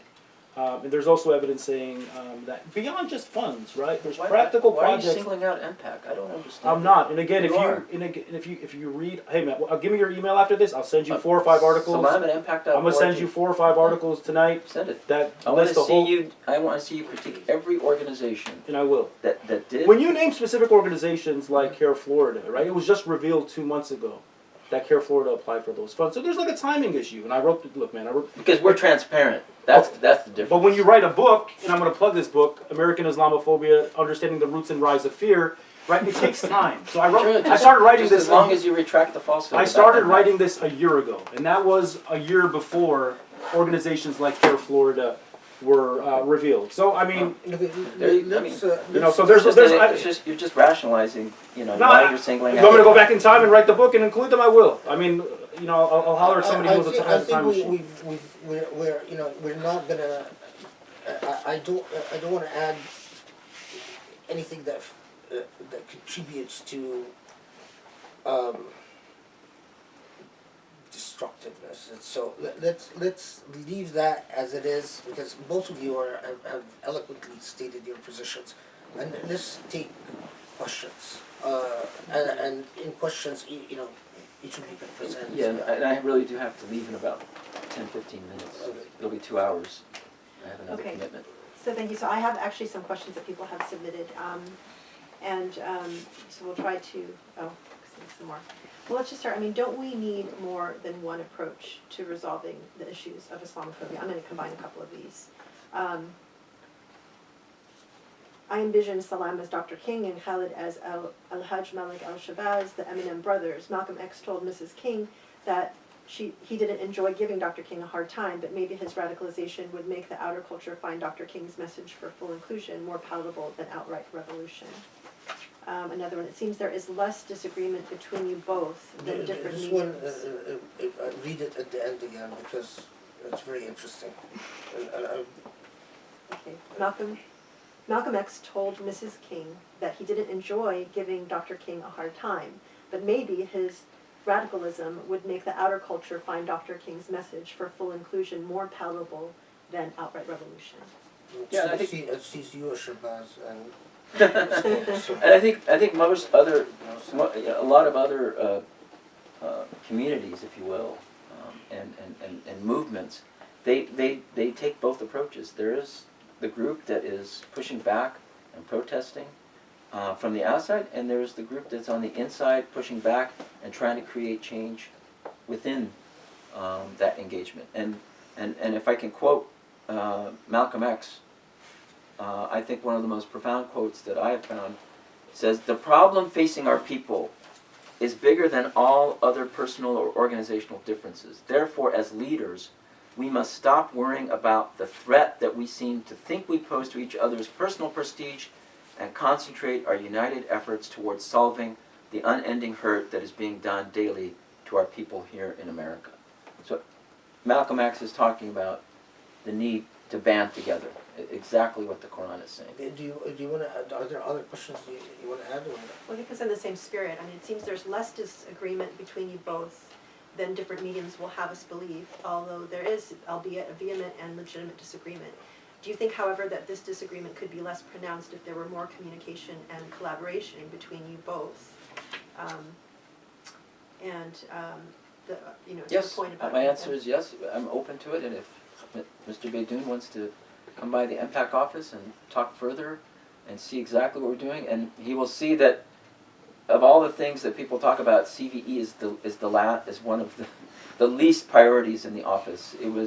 It's a controversy. It's a lot is talked about it, but he'll see that, and I hope he's open to coming to the office and seeing what MPAC has been doing in a number of fronts, from developing young leaders, giving them opportunities, fighting for civil rights, the Hollywood Bureau, and a number of programs that talk about the intersection between civil rights. That of course doesn't take away, visiting their office doesn't take away your right to, after the visit, if you continue to not like what you see, vehemently disagree, to maintain the same critical voice. I mean, it's... Oh yeah. I mean, yeah. If you know me, I mean, I'm not going to be silenced by gift or whatever it is. Look, No, it's not a gift. It's no, not or a gift, it's no, just, and I it's an There you go exploration. again. no, I'm not. That's not what I meant by that. And I welcome the gesture, and I'm glad to speak to MPAC in any capacity. That's why I decided to do. Well, you were Today's here for a debate. number of years. I mean, did you, Yeah. oh, yeah, did you get to know the organization I from the did, inside? of course, not from the inside, but I know a number of individuals who work for the organization. And again, I'm a scholar. Like, I read the literature that's out there, and I make assessments based on, my reading and research.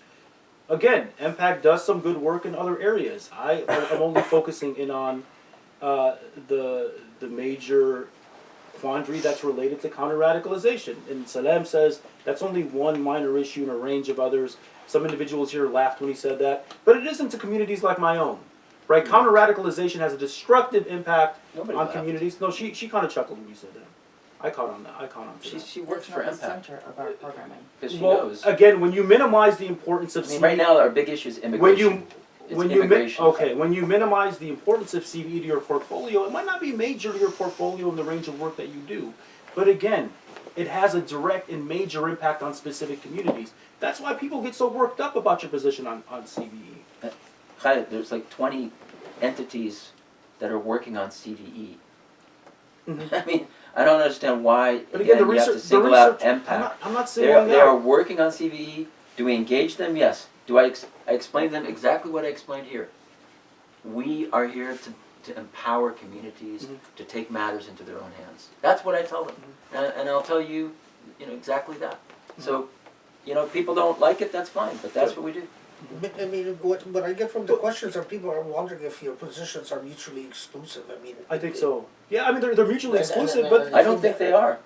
I think the idea of civil rights and engagement, they need to figure out a way to work together. That's why my do you think they're mutually exclusive? they're mutually exclusive on the front of positions that endorse war on terror programming. Again, they align in other areas. I don't. Again, when you're talking, you're cutting me off. Sorry, I Let just me say I continue. don't agree that Well, if we you listen, are. I'll tell you. If you listen right now, we're what I'm going to promoting say, the I'll war tell on you why. terror. We're not. Even if impact didn't exist, there would still be. If you the war on listen terror. closely, what I'm getting ready to say, I'll resolve Why your didn't questions. Kamal come today? He's watching. Oh, Okay. he is? Well, maybe he should have moderated this. Anyway, No, you've done a great You're doing a good job. anyway, thank you. Go ahead. You're going to disagree, but again, I think from my position, and it's not a unique position that I hold. A number of individuals in the community, and I'm not talking about the activists or the specific individuals that are calling you sellouts and so on. I'm talking about reputable individuals who study counter-radicalization, are highly critical of the position MPAC has taken for the reasons I've stated today. So, Okay, so have them call me and state specifically what they disagree with, and let's have a conversation. And Maybe it could be resolved by. Maybe it's a misunderstanding. Maybe it's something that we said that was wrong. I don't know. Mhm.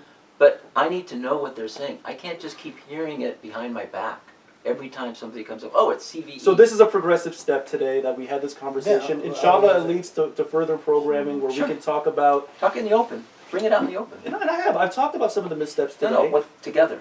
Okay. Let's talk about it in the Yeah, open. and I'm happy to do that, and we can have a conversation to talk about the missteps.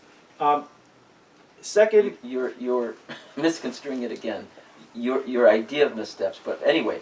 my let's- assessment as missteps, if you and my classify them assessment otherwise, as effective engagement. But anyway, go ahead. You're not gonna. Yeah, we're not gonna resolve that today, Okay, we're not gonna but resolve that let's at today. least have a discussion about it. okay.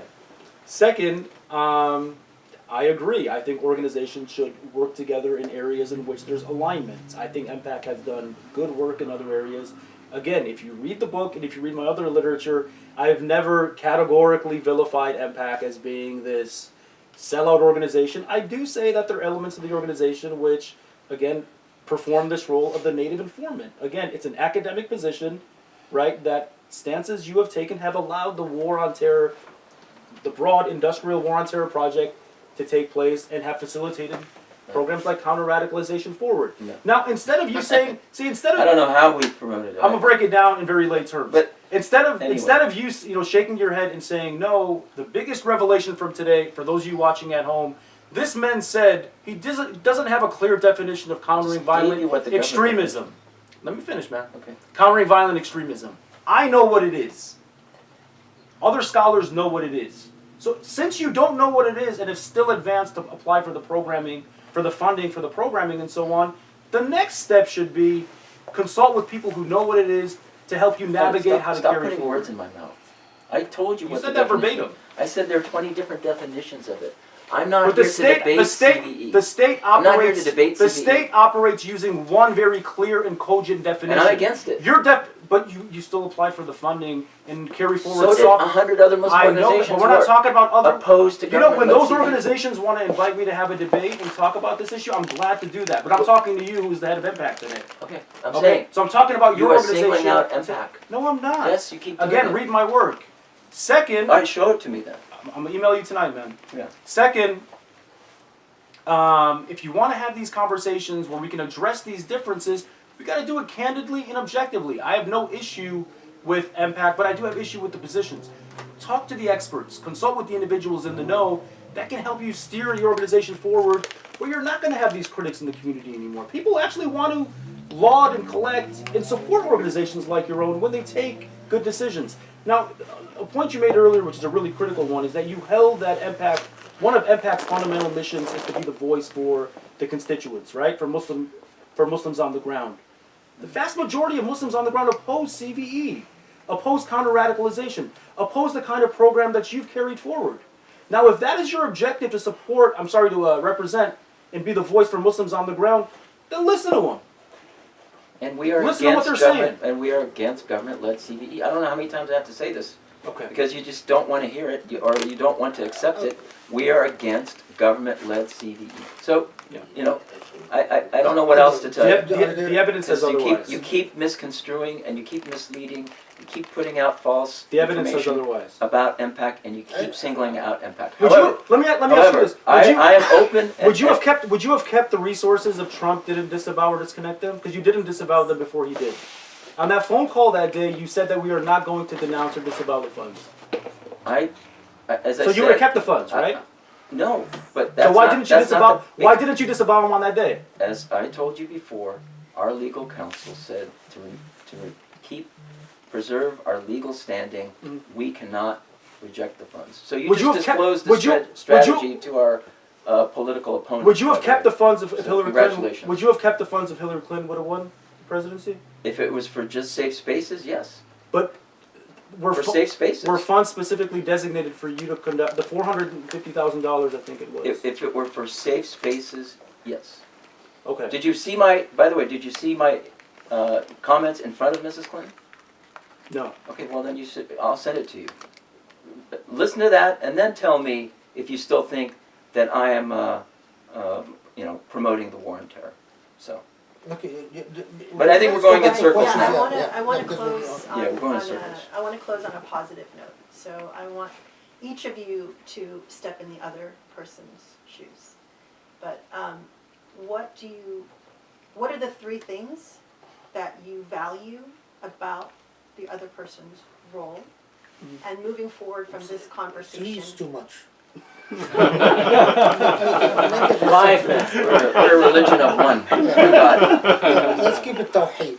Yeah, One keep the thing. tawheed on the. Yes. What is the most valuable role? I mean, I think, that- Khaled and Beydoun is let me definitely. finish, I'm sorry. and then Go ahead. also, moving forward from this conversation, what are you willing to do? What can you do? How do you see yourselves working together to promote sort of an elevation of our cause as Muslims together, and in the, in the spirit of what Malcolm X. I mean, Khaled Beydoun is an expert on theory of national security policies and critical race theory, so I do respect him. I feel that when it comes to reality, that there's She said something good else. things. Yeah, there's something else going on, but I think you're really good in terms of the research on the theory. And I open my office, or we can meet in your office. I don't want to go and speak at your office, and I don't expect you to come and speak in my office, but I want to have a meeting to just work on developing a better mutual understanding. Because at the end of the day, if you are writing books, and I'm developing programs for the Muslim community, the community needs to see us work together. Otherwise, they will get more demoralized and more disenchanted. And really, then you'll do your work, and Khaled will do his work, and I'll do my work, but it will be fractured. I think that Salam and MPAC is an optimistic organization, right? And I think optimistic in the sense that it sees good, perhaps in what the government is doing, but perhaps that optimism, I think, eclipses the real negative dimensions of what the government is doing. So maybe I wish I had more of that optimism. Okay, can The I say Trump something in government? closing? Yes, please. Okay, so I mean, I understand both perspectives, and that's what's you know, I take the view of a historian, and one of the systematic things that, and again, intergenerationally, we have been locked into since the advent of colonialism, is that, you know, I started out by when we talk about power and we talk about power dynamics and negotiating with power, we're not really talking theory. We're talking life, because that's what we do every single day, regardless of how we describe it. And you know, we have been, the dilemma has always been the some that see working with hegemonic power as empowering it, especially when in order to be able to produce achieve incremental benefits, you have to accept some of the terms of its discourse. So in the old days, for instance, they used to call natives that oppose colonialism zealots, and those who don't oppose colonialism as rational or reasonable. Of course, today we use extremists or, you know, jihadis or whatever, and part of the dilemma is that in order to achieve incremental benefits for community needs, is that you end up having to adopt the language and the terminology of hegemonic power. So, you know, whether we embrace the terms zealots, or we embrace the terms militants, or we embrace the terms jihadis, or we extremism, or even as Muslims, when we start denouncing Sharia or de-emphasizing the role of Sharia in our lives. But on the other hand, those who point out to this dynamic and say, you know, stop legitimating the hegemonic enterprise, the colonial enterprise, the risk is that communities suffer. And the when defied, when opposed, when the linguistic practice of the colonizer is challenged, the colonizer becomes savage. So, practically speaking, for instance, we saw British colonialism gas people in Iraq. We saw mass executions by Napoleon after he declared that he has become a Muslim and he converted to Islam, and then those who refused to adopt his terminology about Islam, he put to death a very, and my point is this, is that we see the same dynamic, we are locked into it, but the biggest challenge is that ultimately, I agree with Khaled that Homeland Security has become quite sophisticated, like the British Foreign Office, like the Dutch colonialism, like French colonialism, and they become remarkably sophisticated.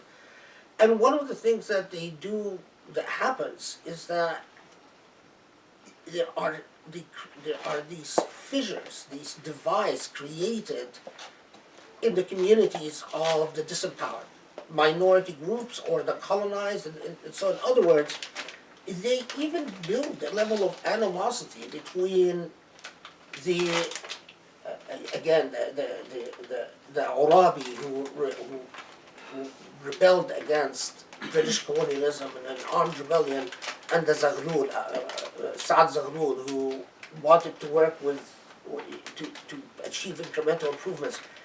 And these fissures, unfortunately, and I'm talking history here, the lessons of history, becomes part of a divide and conquer paradigm.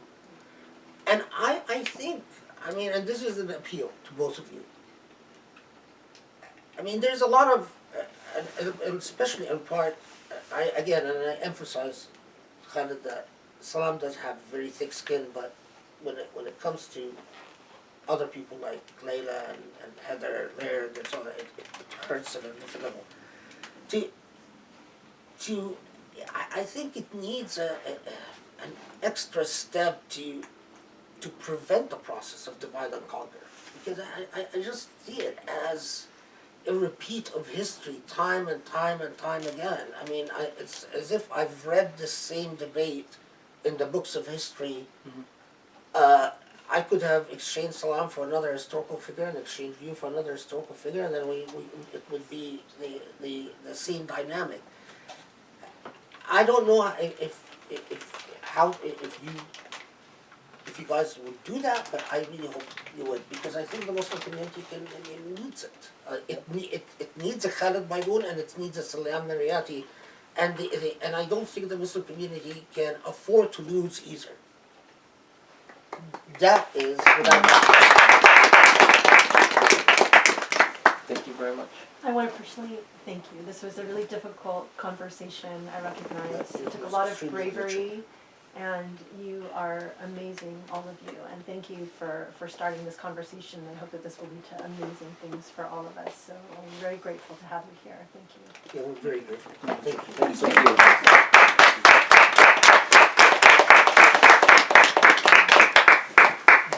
Both of you from your respective perspectives did an amazing job. I mean, No, it's a difficult topic, you're right. And I think, part of it is the growing pains. These are growing pains in the community. We're dealing with so many issues. there are triggers. Both of you use triggers, because there's nothing. You want to trigger an academic, say you have nothing to do with real life. You're just theory. That's a trigger for an academic. You know. On the other hand, you want to trigger an activist. Basically imply that they don't represent the community and that they're in for the little perks of power. And I think there is a moral obligation to overcome these triggers, because Should have said that at the beginning.